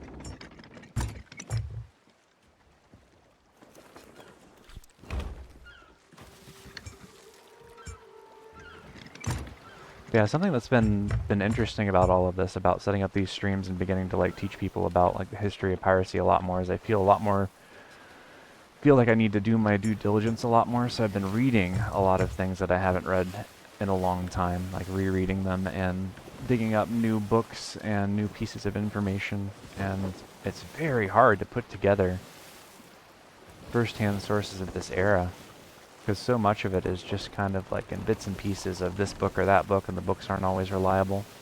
I do not envy historians the task of picking all this apart and like writing academic level papers about it. It seems like it's a bit of a challenge, to say the least.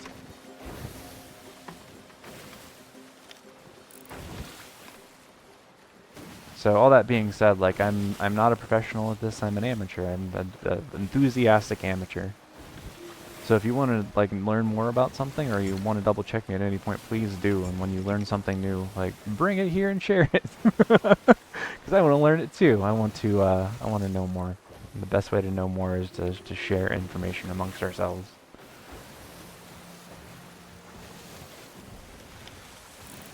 And there's all kinds of cool details that you can pick up as well. Like I've started looking more into what little is like known and written by the different tribes that like Dampier writes about specifically. Like, are they still around? What kind of stuff do they have going on?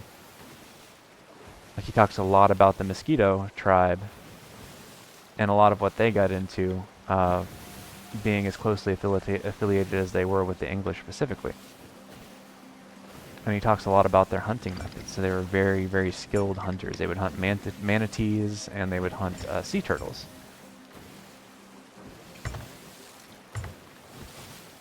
So you would have like a couple folks who would just sort of like attach themselves to your crew, right? Steph says, please tell us about the pirates who don't do anything. You mean most pirates if they could get away with it? The pirates who don't do anything were a notorious pirate crew found exclusively in a handful of incredibly popular VeggieTales silly songs with Larry sequences.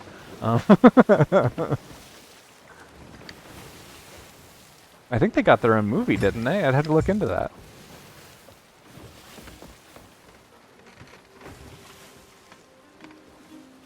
It's a pressing question that people want to know. Brig. A brig parked with its sails down.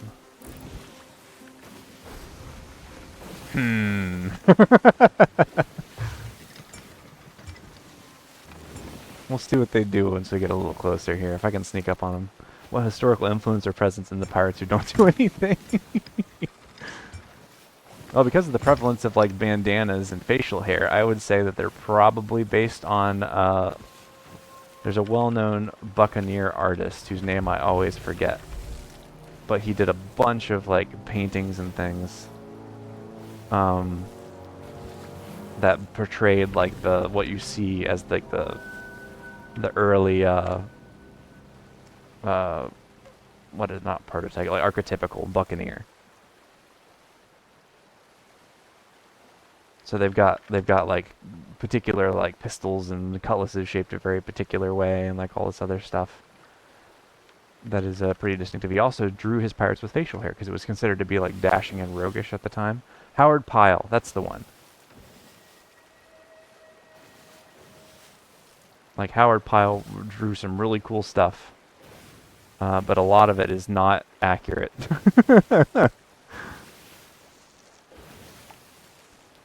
Let's see, Howard Pyle paintings.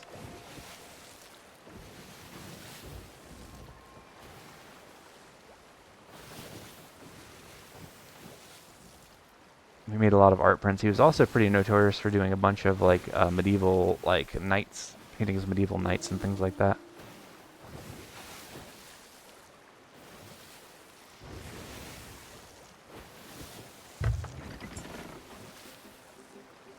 That brig has raised its sails. Interesting. Are they flying a pennant? No, only a flag. The Soul Reaper. Good. Steph says, how prevalent were armchairs in the golden age of piracy, specifically reclining armchairs? On ships, probably not very common. I can't imagine anyone wanting a reclining armchair on a pirate ship specifically. That seems like a terrible time.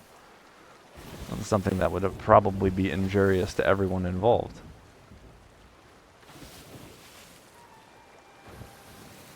Okay. Give me a second here. I'm going to go to my Just Vibes page. I'm going to copy that browser capture thing that I made. And then I'm going to take it back to live scene as an option. And try to paste a reference. There we go. Alright. Hold on to your butts, folks.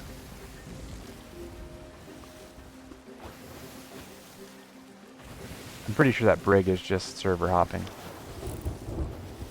Because the way that they're docked right there, it means they pretty much just spawned in. Oh, shiny Mike XXI. So maybe they're up to stuff, but they don't look like they have anything on them, which means it wouldn't be worth it to actually fight them in the first place. But yeah, Howard Pyle. Well-known buccaneer painter. What do this thing? Which is pretty neat. There we go. So this is one of his more famous paintings of a buccaneer. With like the big cape and the really long buccaneer gun. They got some of that right. It's pretty cool. He also did this painting called Walk the Plank, portraying a very popular trope in pirate media. And you can kind of see like the big tricorn hat which wasn't very prevalent in the Age of Buccaneers. It wasn't in fashion yet. You just kind of like move that one in there. And also there's like a lot of red, which is meant to like signify wealth because cochineal dye is very expensive, but also probably fairly apocryphal. Get a free newsletter. Also, I'm being shot at. Am I? Anyway, or like this lovely little piece here. This pirate, and he's got his own little. Oh, the storm's getting bad.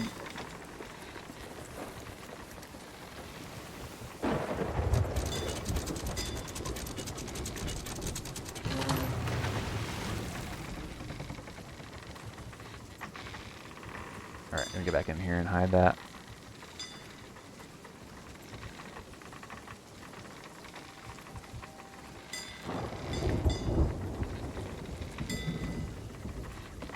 Yeah, or like that.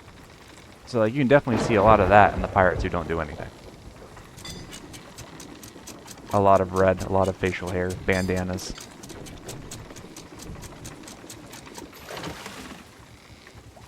There's a lot of association with pirates because like the idea was like the gentlemen of fortune and things like that. You would have a lot of association of pirates with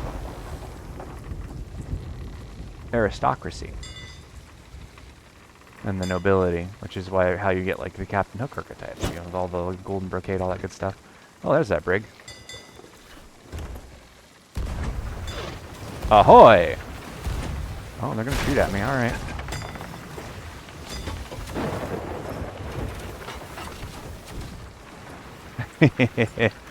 It's a fight then. The good thing is they're not very good shots.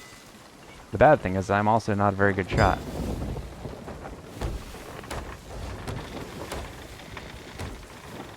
Oh, still see painting. My bad. There we go. Let's go for it, dude. You and me.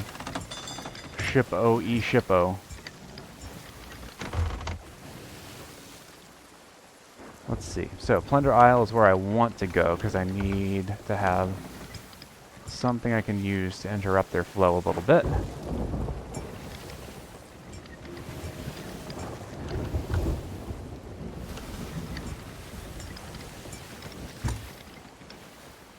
Need to get some of this water out before I do much of anything. We're going to try and break across their stern here. Raise the sail a little bit. They're going to get shots on me, but that's okay. I can take that.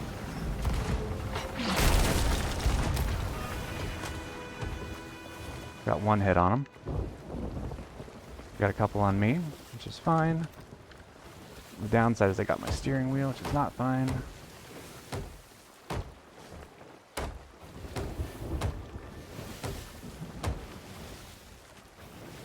Alright, so they're going to be coming up on the side there. I'm going to keep trying to make my way towards the island. And take the moment to kind of reset. Make sure I'm good on ammo.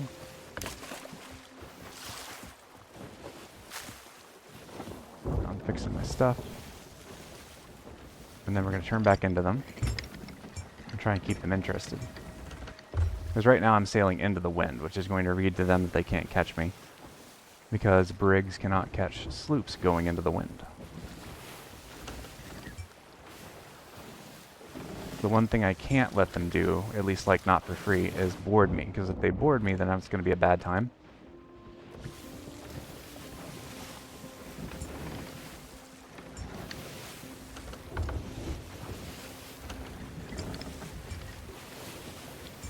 Which is exactly what they're going to try to do now. You can see them like turning into it.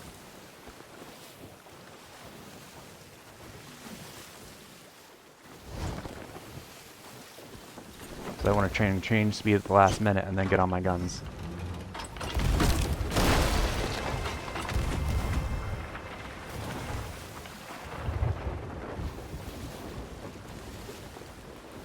We're going to go back to half sail, keep this turn, change my angle a little bit.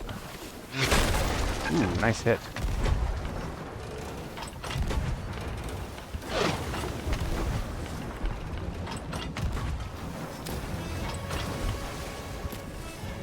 Couple clean hits. And then I want to change my angle again. Nice hard turn.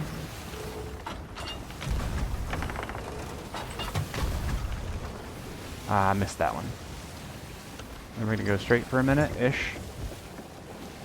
Hear that big groan? That means that my lower decks are about halfway full, so we'll go ahead and patch that up. Make sure all any big holes are good to go, and then we'll come back in for the fight. Because now we can take a couple more hits before we start to take on water again. So figure out where they're at. We're currently behind. The downside is that they're also going to have time to reset. So what we want to do is put ourselves into a situation where they've taken a big repair or a big crisis that they will need to fix. So what I'm going to try and do is hit them with a chain shot this time around. Because if I can, the one advantage that I've got going on here is that with a sloop, it takes them at least 2 chain shots to take down my mast, whereas for them, if I hammer them with just 1 on any of their masts, that will take it down.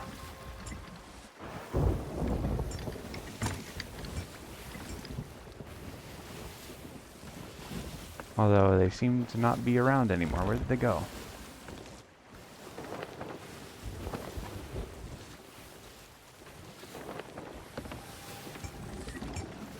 Maybe they went around the rock. That's possible. Alright, I'm going to set my sail that way and then get this extra gurgling hole I can hear back here. Get that fixed up.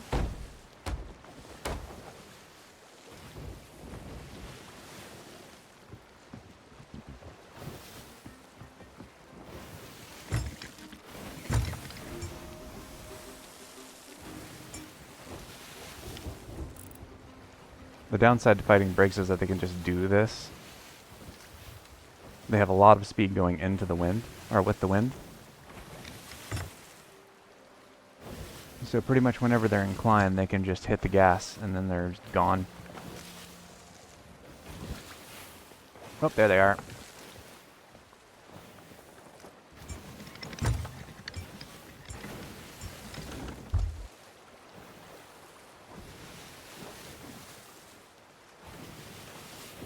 They went the other way.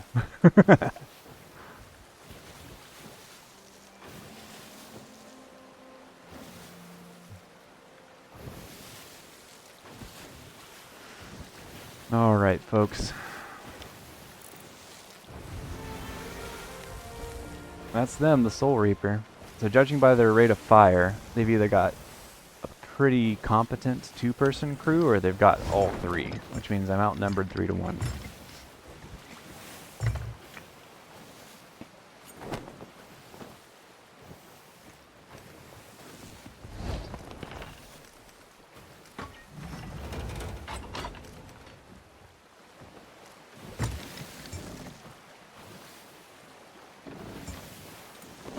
They could also be trying to bait me to let them board, which is a possibility, but I'm willing to risk it.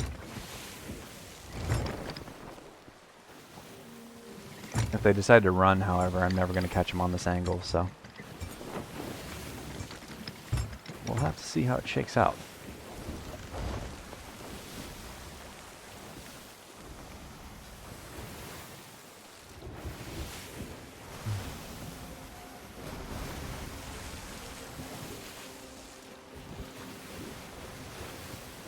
Looks like they're going to try and anchor here. Yeah, they tried to anchor. Or they anchored, rather, I should say.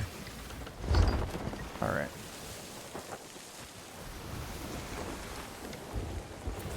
Yeah, they're going after the Reaper chest, too. And they're in a better place to get it, because they can just sell it.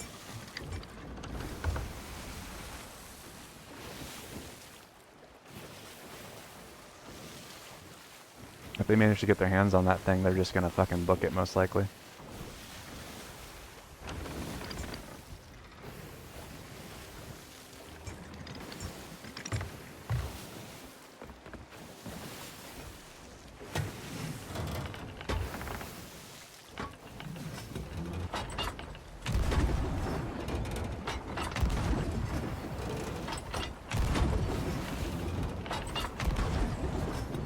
Come on.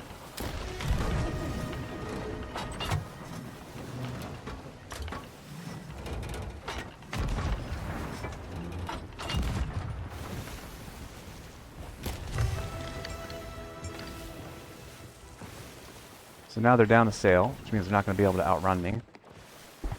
Or at least not as easily. They're going to try and board now, though. So border. Probably far side.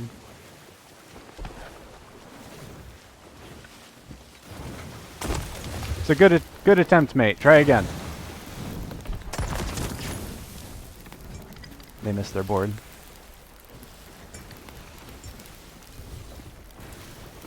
They're gonna try and cause me issues with the fire. Easy enough. Done.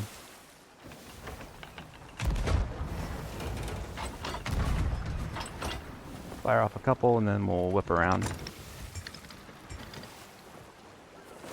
Drop sail and chase them.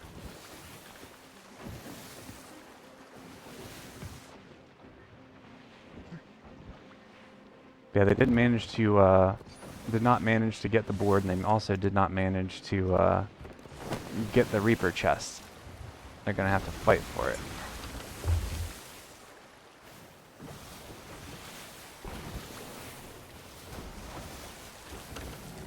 The downside is I don't have very much in the way of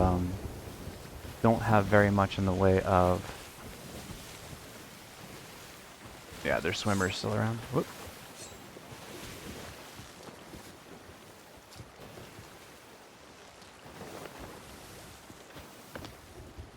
He's not there. He's not there. Knock him off. I'll knock off their aim, hit him with a blender bomb.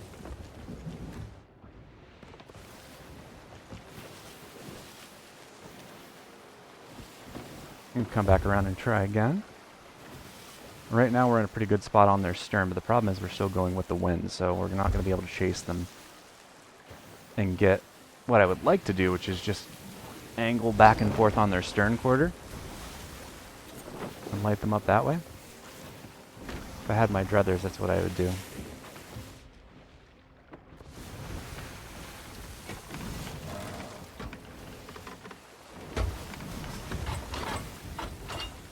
Alright, load cannonball. Alright, so now they're going to try and cross me up, which I don't like. I want to make sure that they're going for another board. Which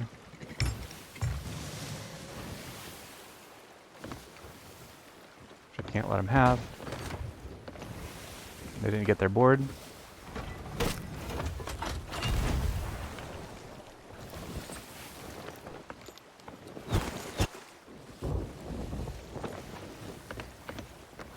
When they tried to do the harpoon board, which, you know, good props to them. It's a good attempt. Now they're doing to me what I was wanting to do to them, which is the stern quarter shots. Trim the sail a little bit.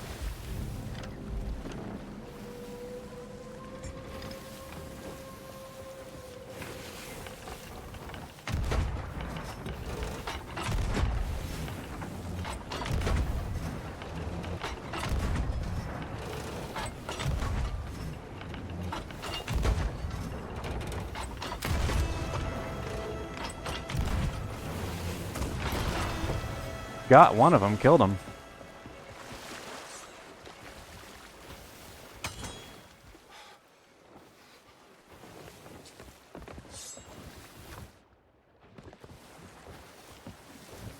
Got another boarder taking a shot at me.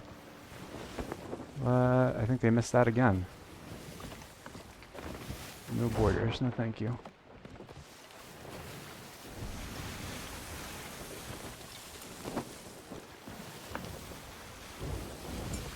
I missed so many of those shots, though. I'm so out of practice.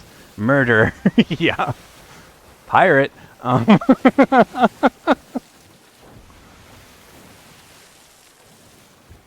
Yeah, I missed so many of those shots. I should have hit so many more of those. I am out of practice. I'm doing very badly on this. So this is disadvantageous for me because they're chasing me. I can turn harder, which is good, but they're going to get guns on me much faster.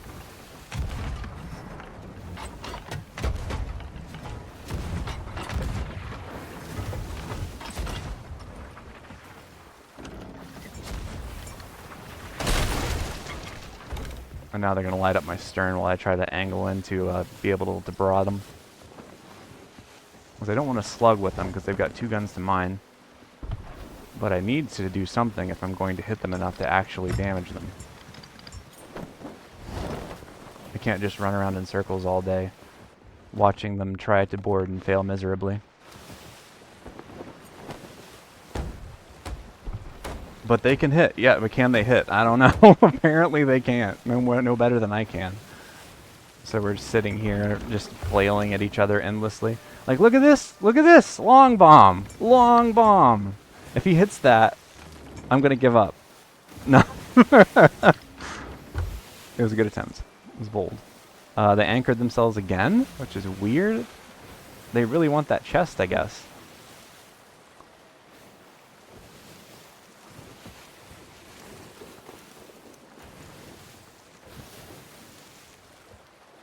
Alright. No time for that. Load cannonballs.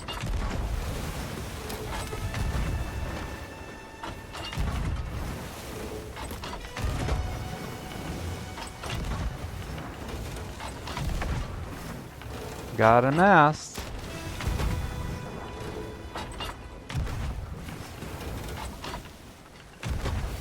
I can't see well enough to adjust my aim, but at the moment, they're in kind of a bad spot. If I can keep this pressure going.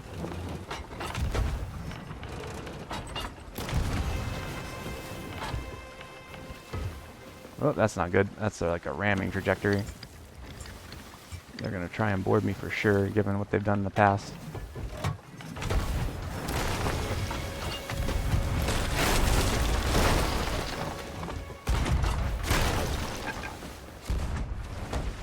Yeah, I'm happy to give them those. That was a decent trade. I'll take that.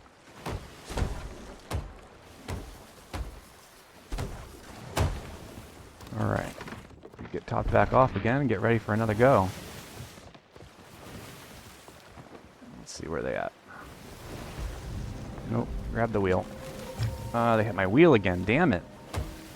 They keep doing that.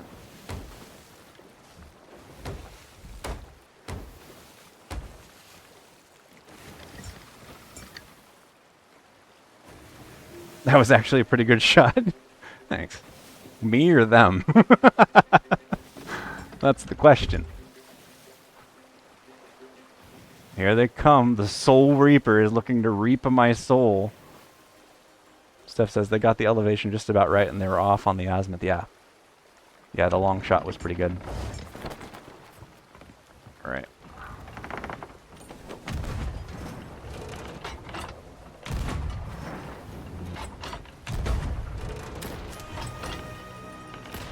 Blammo. I'll take those. Take those all day. Ooh, that was cute. This is a good shot, mate. Nicely done.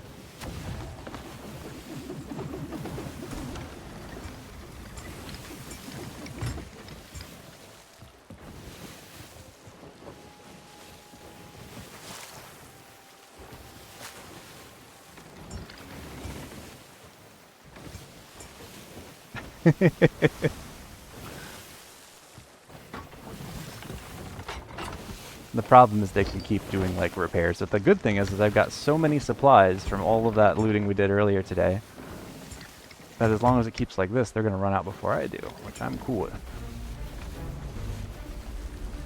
Oh no. Just in time for the Megadolan to show up. Hello, Meg. You wee beauty.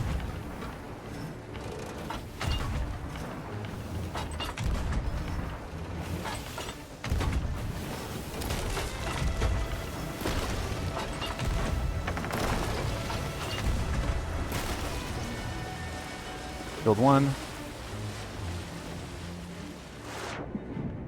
Ah, I missed the firebomb. 2 firebombs missed. Damn.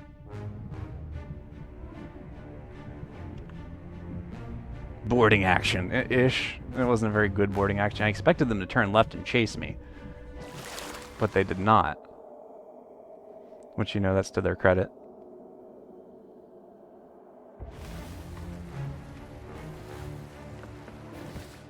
Alright, more fireballs, more cannonballs. I've got like 300 rounds of ammunition here. So I don't know I'm feeling pretty okay with the way this is going, because so far they haven't been able to pressure me. As long as they don't board me, I'm okay. It's like rule number 1 of sloop shenanigans. The other issue is I have to try and guess where they're going to go with their stuff, and keep them guessing a little bit. At least a little bit.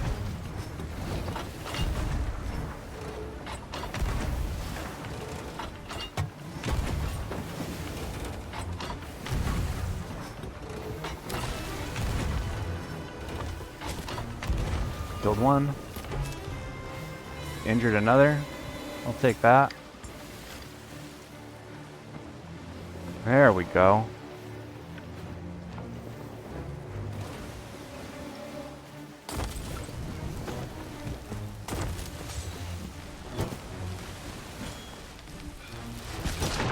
What?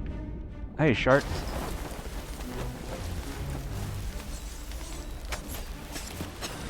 Got one. Anchored him.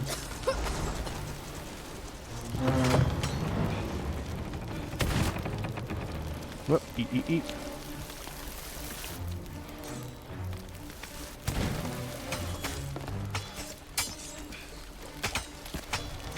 Got 2.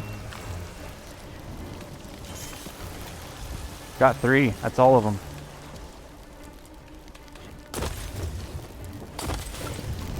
So yeah, we'll do that. And then we'll go and loot some of their cannonballs. They don't have any fancy ammo. They got any good food? Any good food? Any food? Yes, please. Thank you. I actually need that as well. Thanks very kindly. Now we gotta wait for the next guy to come back up. And then when he does...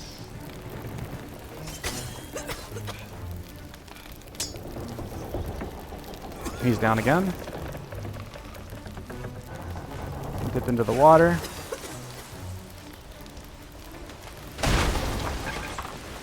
I'm gonna ram him. And then I'm gonna get out of here because I don't feel like fighting anymore. And I need to get back to my ship before it sinks.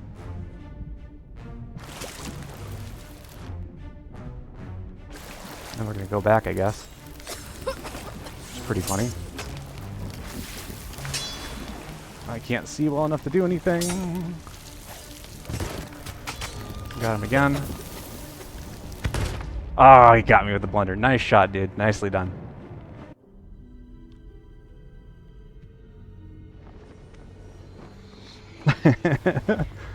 Whew, you guys are good. This is fun. Having a good time? Ghostly whale. Yes, indeed. Ghostly whale. This is good times.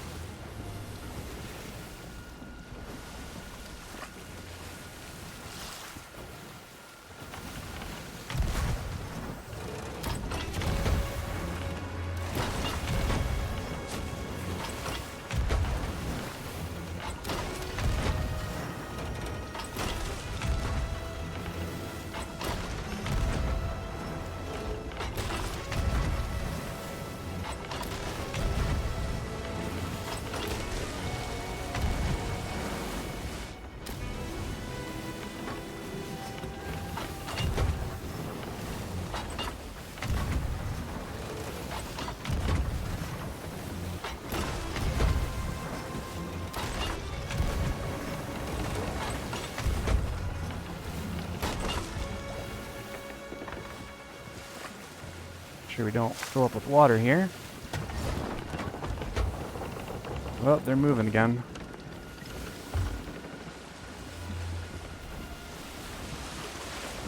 And we've got a bit of water ourselves to deal with. So, there's the point at which we pull some shenanigans. They're going to try and board me now, which I don't want. If I can avoid it.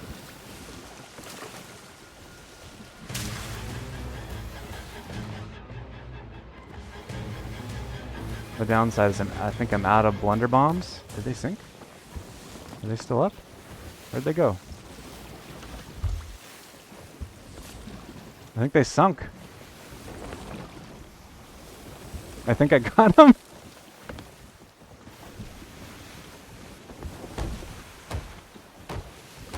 Alright.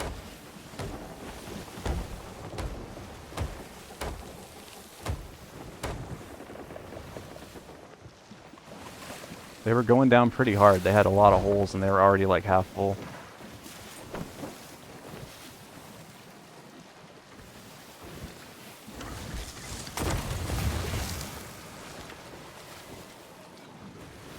Good game, guys. Good game. Nicely fought.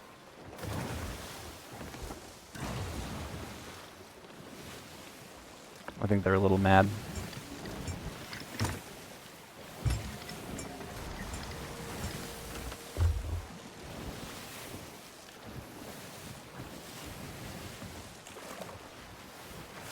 So here's like one of the downsides.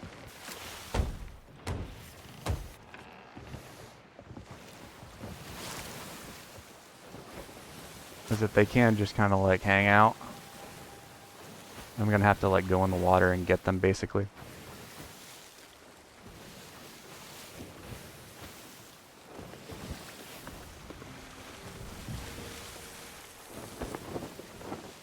Because they've got some loot there. I don't know if it's going to be worth anything, but, you know. It's worth at least picking through it.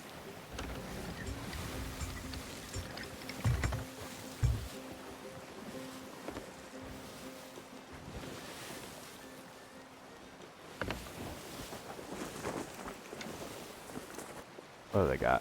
Anything good? Doesn't look like it actually. There's like a one skull there that looks okay. Here's the other thing too. Without a boat, there's really nothing they can do to me. Because they're not able to like rearm and get more ammunition. So like when your boat goes down, the best option is really just to mermaid back and try again.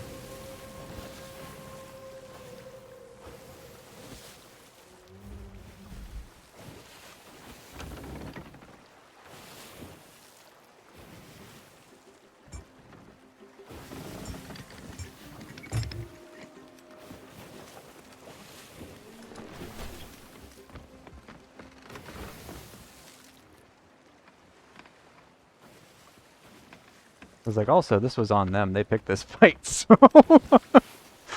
I don't know, guys. I don't know what to tell you.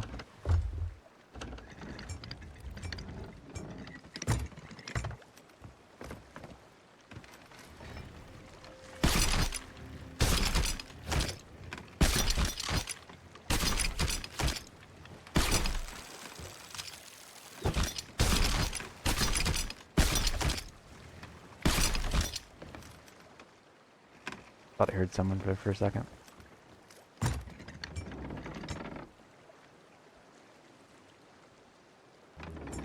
Yeah, we'll scrape all this up, I think. I might skip the Reaper chest because that'll just mean that they're going to be like following me. Then we'll head to Reapers, we'll sell off, and we'll get the captaincy ship set up. I'm excited to see what everyone's been voting for. And how that's all been going. It's pretty exciting.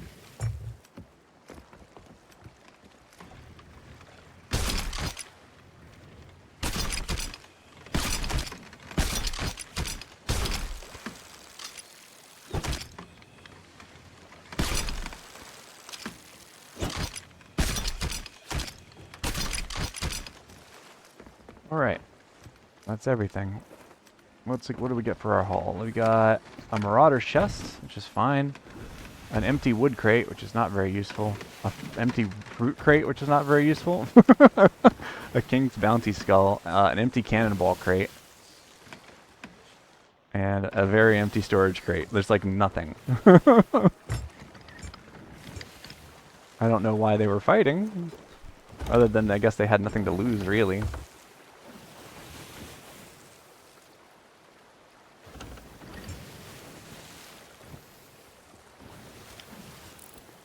The other question is whether they're going to be the folks who are grumpy about losing and decide to come back a bunch of times. Yeah, I mean, for the fun of it, it definitely is fun, like, getting in a fight, but they also seem pretty mad, so when you get the ghostly wails, that's usually someone is cursing in text chat, is what that is. It's like their censoring filter thing. Kind of like how if you ever see rolls on deck laughing in Sea of Thieves chat, that's their way of censoring LMAO.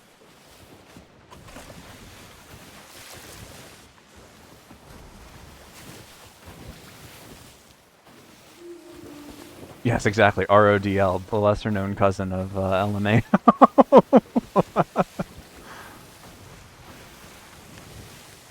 Mm-hmm. Rattle, rattle, rattle, rattle.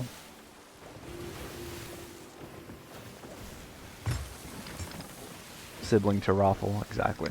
But yeah, that's one thing I do like about this game is you can just be like minding your own business and someone will come up on you, and like as long as you're roughly prepared, you know, and they're not too much higher up than you in terms of like skill level, it can be a lot of fun. It can be a good fight. Rattle indeed. Like those guys were a good fight. Like they were individually, like they're probably pretty new because they had like purchased cosmetics and stuff, which is fine. But they were clearly just trying to figure out like how to distribute their efforts, which, you know, it's perfectly alright. But they had the numbers advantage for sure. I wish they would have been able to like succeed in some of their boarding attempts because they kept trying. Oh, they knocked that off too, I guess. Let's see, I better go get some more wood. They kept trying, you know, that guy, they fired cannons a couple times. They had folks jumping off and stuff, doing all kinds of things, trying to get on. And they did a good job of foiling me that one time by like continuing parallel, which is like the right move in that circumstance for sure. But then when they decided to like try and follow up and like commit to attempting that boarding by coming up behind me, that gave me the opportunity I needed to board and pull some shenanigans. And I lucked into just having that one hole that they hadn't patched, because if they hadn't had that hole, my job would have been much harder. I think that's them over there. Is that them? Yep, that's them. Oh, come on, guys. Fine, you can have it.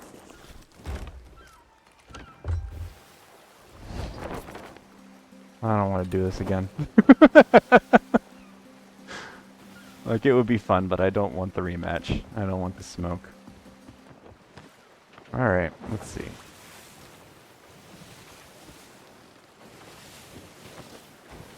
Where's Reapers?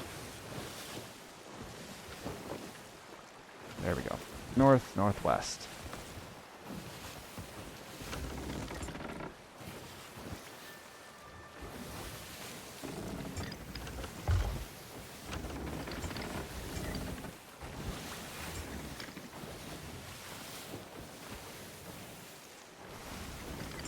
Yeah, that little chest isn't really like, it's not worth the effort anyway, not the time. Like, I didn't want to stream super long today. I really enjoyed the stream on Tuesday. It was like the longest, most huge stream we've had so far. So thank you everybody for showing up and hanging out and having a good time.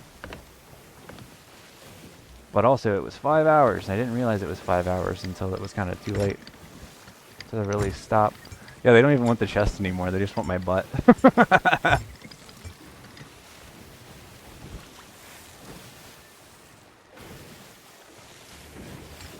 Butt Pirates of the Caribbean.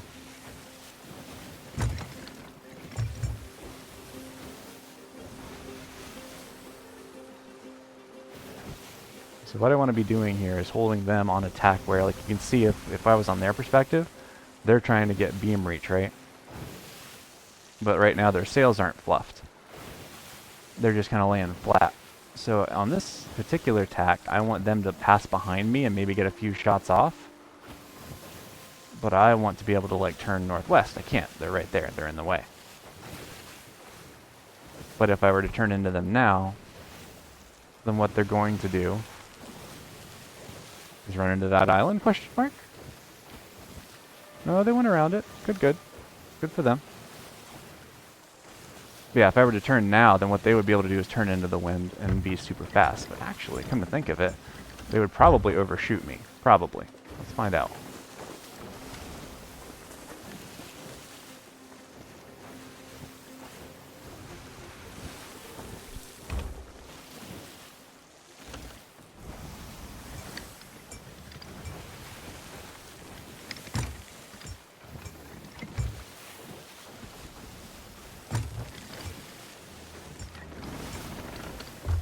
Yeah, see, they way overshot me.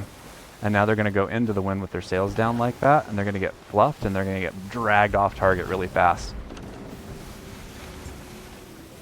I should probably pick a different verb than fluffed.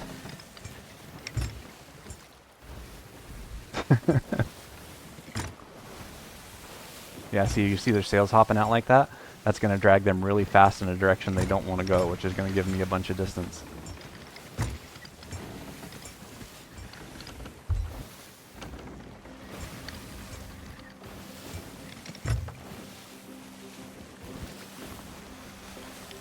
Yeah, they're just schmoving. See, they're trying to turn the wrong way even. They're turning into the wind, which is going to make them extra slow. They're just kind of stuck out there.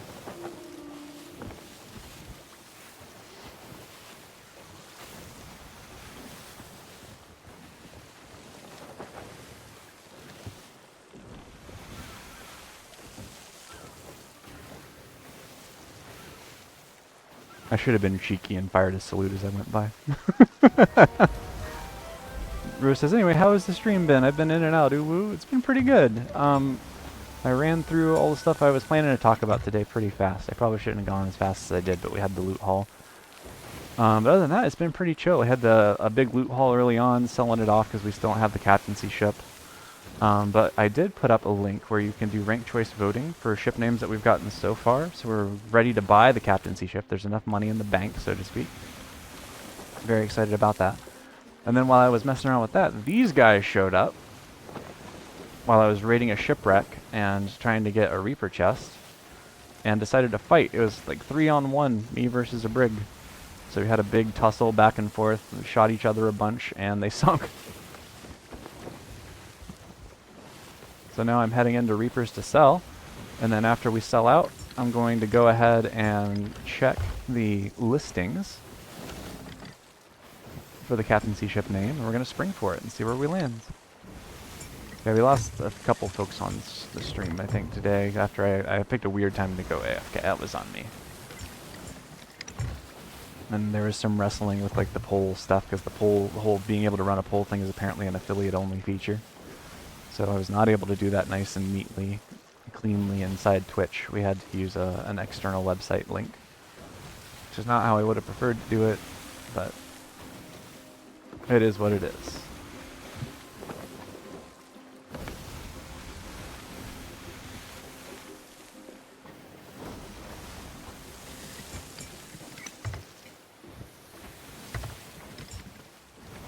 But yeah, I think they got a little salty, because I think one of them was cursing in text chat. But they got censored, so they must have used something pretty boring and unoriginal.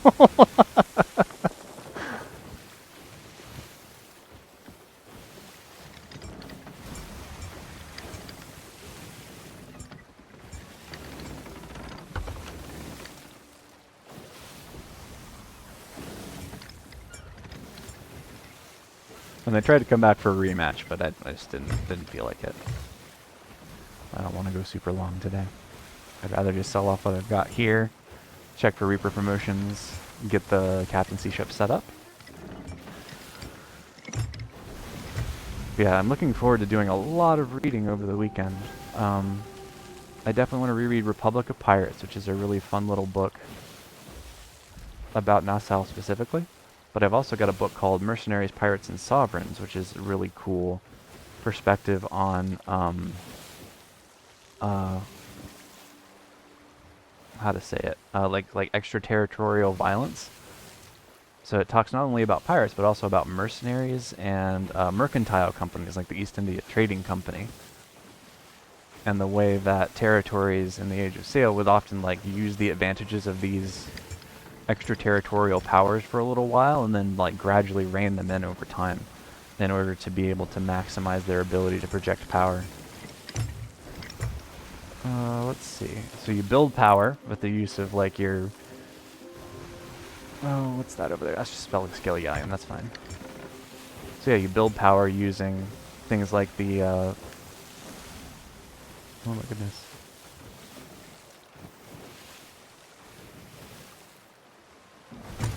I was trying to check something. Anyway, so like the Brethren, the folks we were talking about today, you build power with like syndicates of people who are extraterritorial and very extra legal, very illegal people who are willing to do incredibly violent things to benefit themselves. There's a fight going on over there. There's a brig and a sloop. Both of them have pennants up, which is cool. What are they up to? There's no reapers, so both of those are flying emissary pennants, which could have been lucrative, but like I said, we're going to round this out.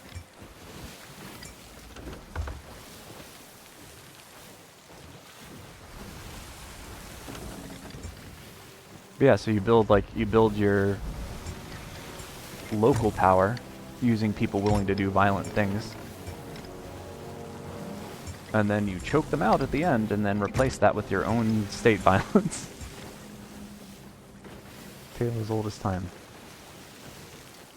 But yeah, that's a book I'm really excited about reading. I've got to still continue my reread of William Dampier's New Voyage Around the World. Because I've been rereading that while I've been cooking and stuff. I'll be talking a little bit more about that. I've gotten a book called Enemy of All Mankind, which is about Henry Avery, who follows in like right behind Henry Morgan. So it's probably going to be happening over the next few streams.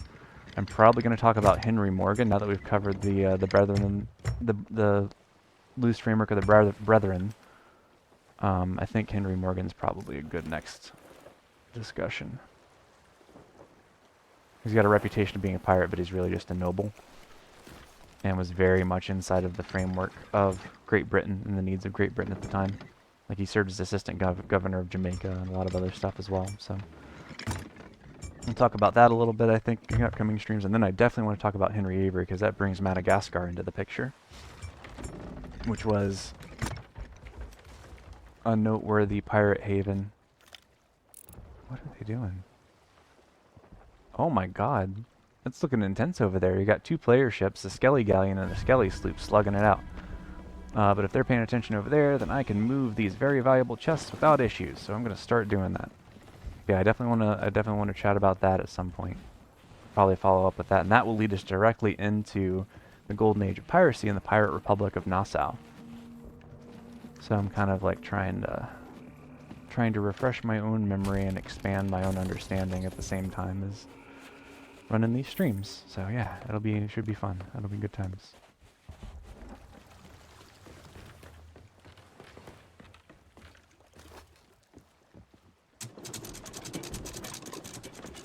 I'm gonna break my own rule and drop anchor.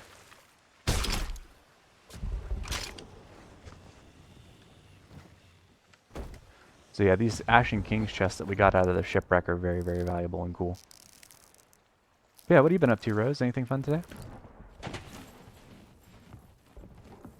Yeah, the discussion of Nassau is going to be very cool. There's so many interesting pirates from that time period. We're probably going to talk about Charles Vane, who was the captain of the Ranger, which is a really cool ship name.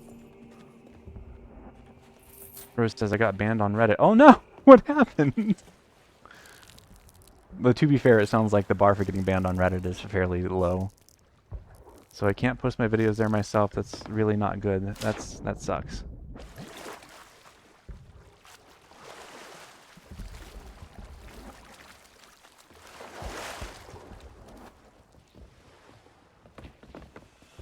Because you had the new video about accessibility, right? The one that's up on YouTube right now? I think I watched that the other day. Actually, one sec, I'll be right back.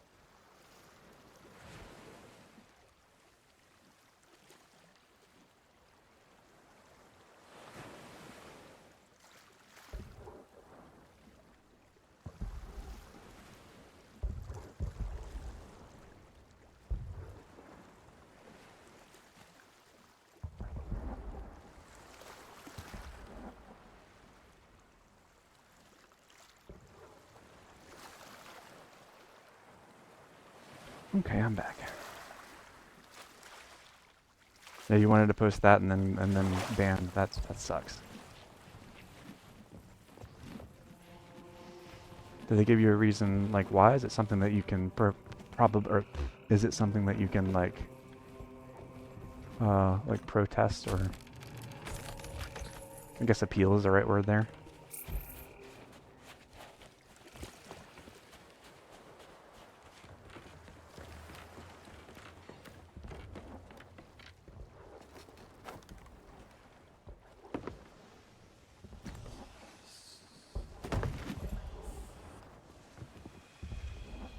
Let's see, get this Ashen King Skull. I doubt they'll care. Yeah, fair enough.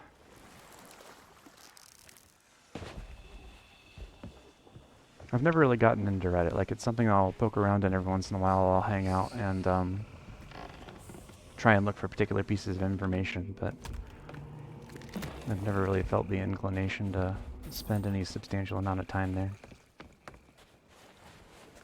But it is really handy, I've heard, for like getting people's attention and getting your stuff out there. Specifically because you can kind of like structure the community you're engaging with a little.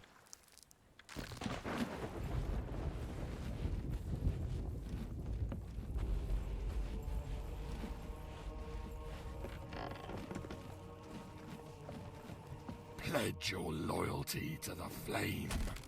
Don't mind if I do. Like, the Reapers get a lot of flack for the Reaper pajamas, I think is how they're called usually. But they are kind of cool in their own way. I can see why people wear their cosmetics a lot. But yeah, like the Pirate Republic of Nassau is really, really neat because there's a lot been written about it. And it's like portrayed in a bunch of different places. It has a lot of like tropey fiction attached to it. But yeah, we're going to talk about Charles Vane and the Ranger. We're going to talk about the Witta Galley probably at some point, the wreck of the Witta Galley, which is kind of cool. Talk about Edward Teach / Blackbeard some, I'm sure. He'll show up.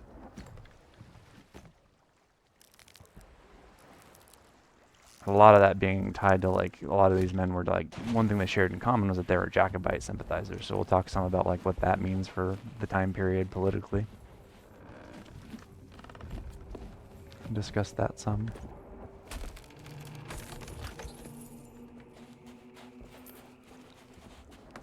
Might share my own favorite little bit of potentially apocryphal pirate monologuing.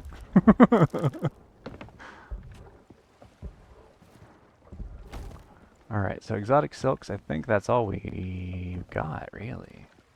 That's it. That's the last box. Everything else is empty. Well, I'll cross my fingers and hope that they actually do, like, get you unbanned, because that sounds like it's frustrating. Very frustrating otherwise.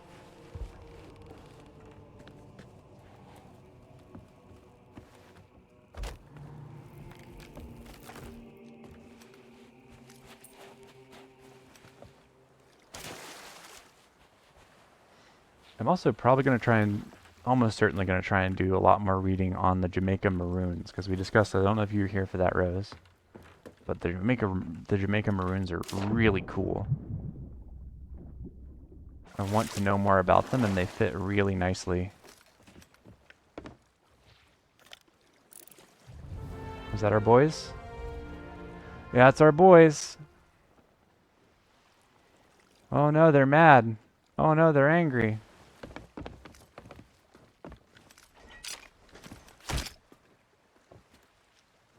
I'm gonna try and make friends.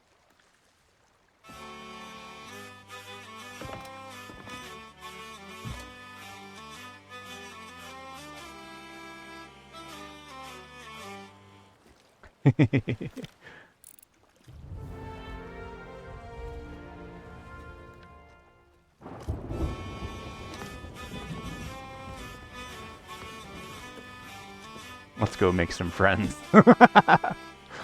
I'm gonna try and restrain myself from using any of the numerous cannons on this island to shoot at them.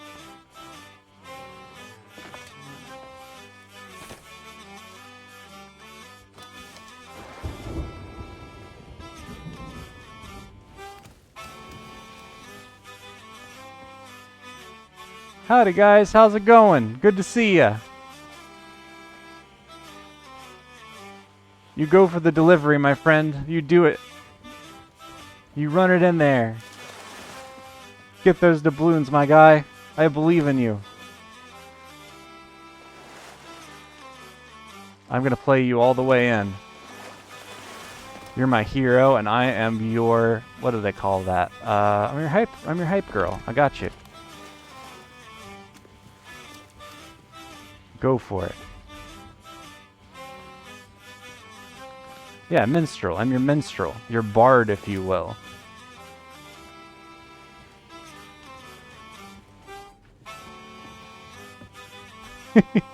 Nicely done.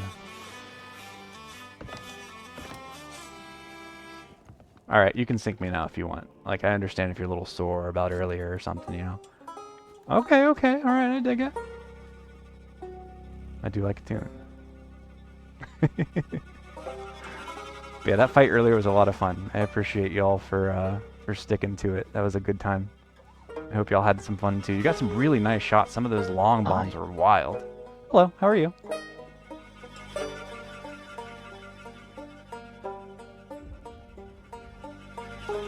Alrighty, well, I'm about to finish up my session here, so I'm going to leave y'all to it. If you want any of the stuff on the boat, it's yours. I got a bunch of supplies on there, so if you take... I've got all your old chests too, so if you want the lumber box and all that kind of thing, you can load it back up and take it. I don't mind. Yeah, y'all have a good night. Have a good time.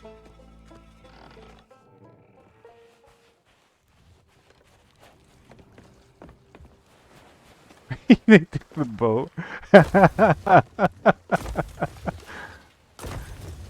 Hey, y'all can have that loot if you want. I'm done with it. Y'all have a good night. Good game. GG's. No re.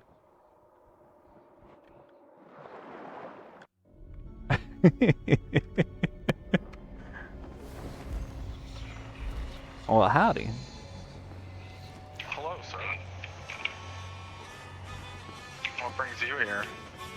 Brig, actually. So if you see the Soul Reaper, approach with caution. The Soul Reaper. I'll keep the name in mind, my friend.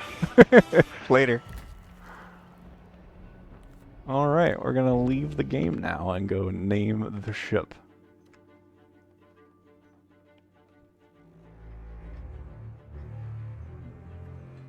I hope they have a successful voyage.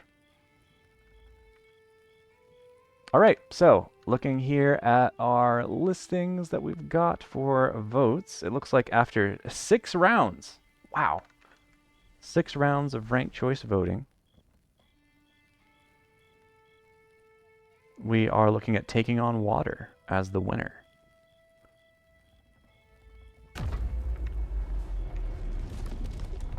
Congratulations to those who voted for Taking on Water.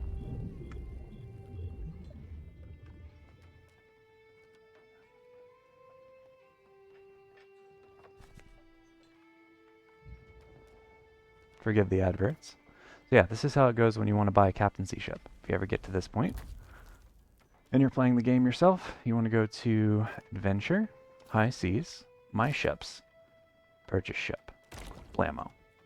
So 3 different levels of ships. You got your sloop, which is like your 2-person, brigs, which are 2-3, galleons, which you really need 4 people for. You can theoretically do a galleon with 3, but it's a pain in the butt. Don't do that. But sloops are only 250,000, so we're going to grab one of those. Name the ship. Taking on Water. There you go. And these are the naming requirements in case anyone's curious. 20 character maximum, no numbers, can't start or enter space, no special characters. And purchase. Bingo, bingo, blammo. Hooray! Yeah, so now the ship itself has like milestones that are attached to it. So ships can earn their own special cosmetics and things and have some of that like be affected by what they do, what you do with the ship. So I'm going to go ahead and sail her just to get her up and running because I want to go ahead and fit our first set of cosmetics on her as well. So she'll be ready to go next time we start up the stream. So the way the captaincy ships are set up, they're really cool because you can save the cosmetics that you apply between sessions, as well as like sailboat, or not sailboat, rowboats. So if you've got a boat that you found on an island and you stick it on the back, it'll still be there next time you come through.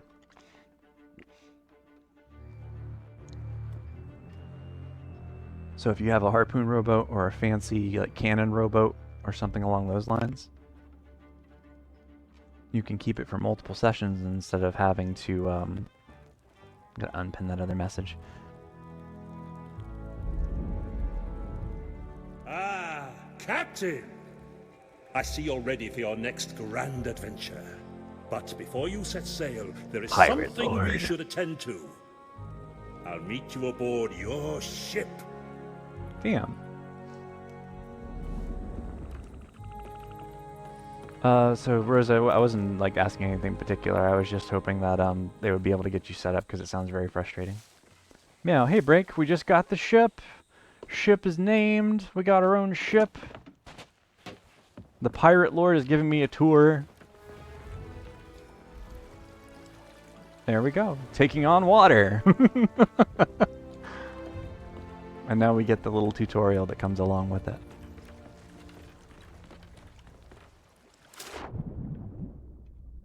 If I can climb my own ladder. There we go.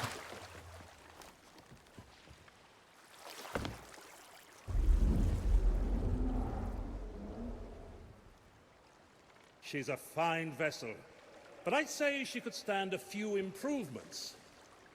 Starting with her name. What's wrong with the name? Allow me.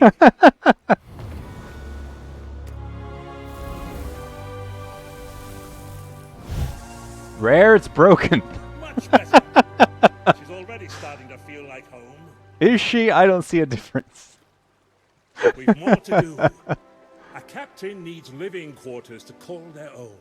Aw. A place to dwell upon yesterday and to prepare for tomorrow. Let me show you what I mean. Oh? What you got? What you got, Pirate Lord?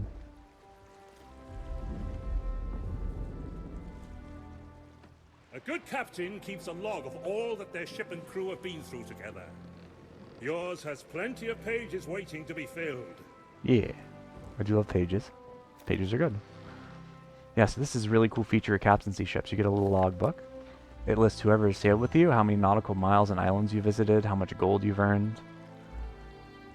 It also has your current voyage statistics. So if you're only on for the day, like, it also keeps track of events that happen, like times that you've sunk and stuff. And you can actually capture the logs from other people's ships and sell them to the Reapers. And the longer it's been since they last sank, the more it is worth. So yeah.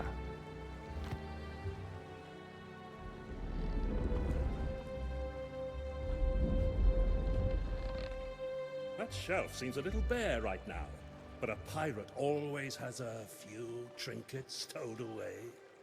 Just the thing to liven up your quarters. Yeah. So you can take like any shelf that's on here and a few spots on the wall as well, and you get these little trinkets that you can buy. Some of them are tied to like your progression and how many things you've done. Others are like unlocked by doing stories and stuff. And you can decorate your ship with them. There are countless treasures out there just waiting to be discovered. I look forward to seeing how your collection grows. You and me both, buddy. You and me both.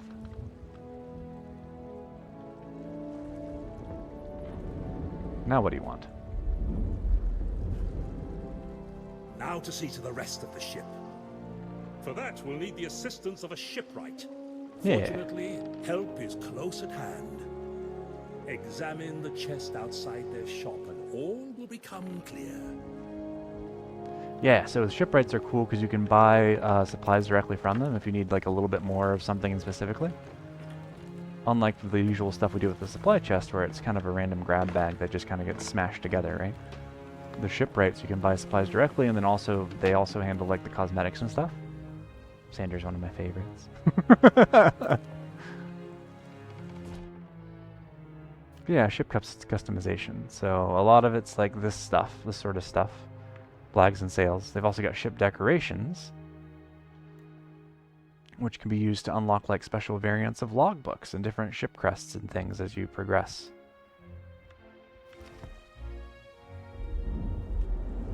Once your ship is as it should be, a chest like this can keep everything in its rightful place. Remember that, and you'll save valuable time when you next set sail. Yeah. Alright, browse the shipwright's new services in the shipwright shop. So yeah, restore ship is one that, so your ship actually, the damage to it persists as well. So until it sinks, like it just keeps taking more and more damage. So if you take a bunch of like cannonball hits, you'll see like the damage for it on the outside of the ship, and you can restore it when you want to, which is pretty cool. Also got your supply shop here. This is what I was talking about before. You can get more lumber, cannonballs, throwables, food, meat, bait for fishing. Good luck out there. A journey into the unknown is waiting on your ship. Meet me back aboard, and I'll help you get underway. Thanks, bud.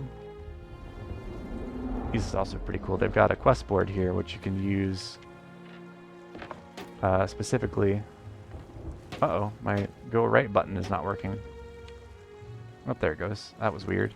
But yeah, quest board. You can use this to get, like, treasure maps. Yeah, such tutorial. So much tutorial. Like, I've been already sailing this thing for 4 streams now. I think I can, like, not fail at sloop. It's cute, though. I really like it for, like, a first-time experience.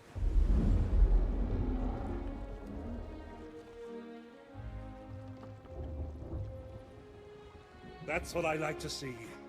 A pirate captain with their sights set on the horizon.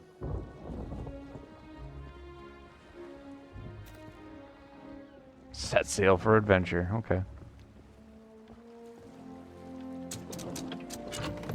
Before I do that, though, I want to dock this thing, because I want this harpoon rowboat. These are so handy.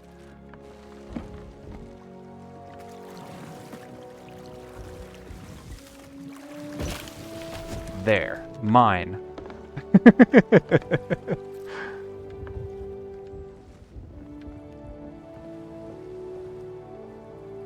Okay. Now we can set sail.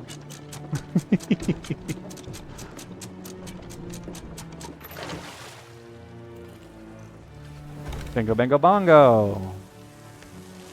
The taking on water on her maiden voyage to adventure. It's a really good ship name. I'm gonna have to tell Luce.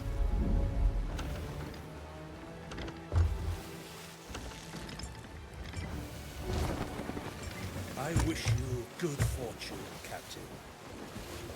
Yours is a bright future. Setting sail as a captain of adventure with a fine ship to command. Damn right, Pirate Lord. Yeah. Later, Tater. Also, it doesn't show it, but this nameplate will have the name of the ship on there most of the time. Sometimes it bugs out, but generally it has it.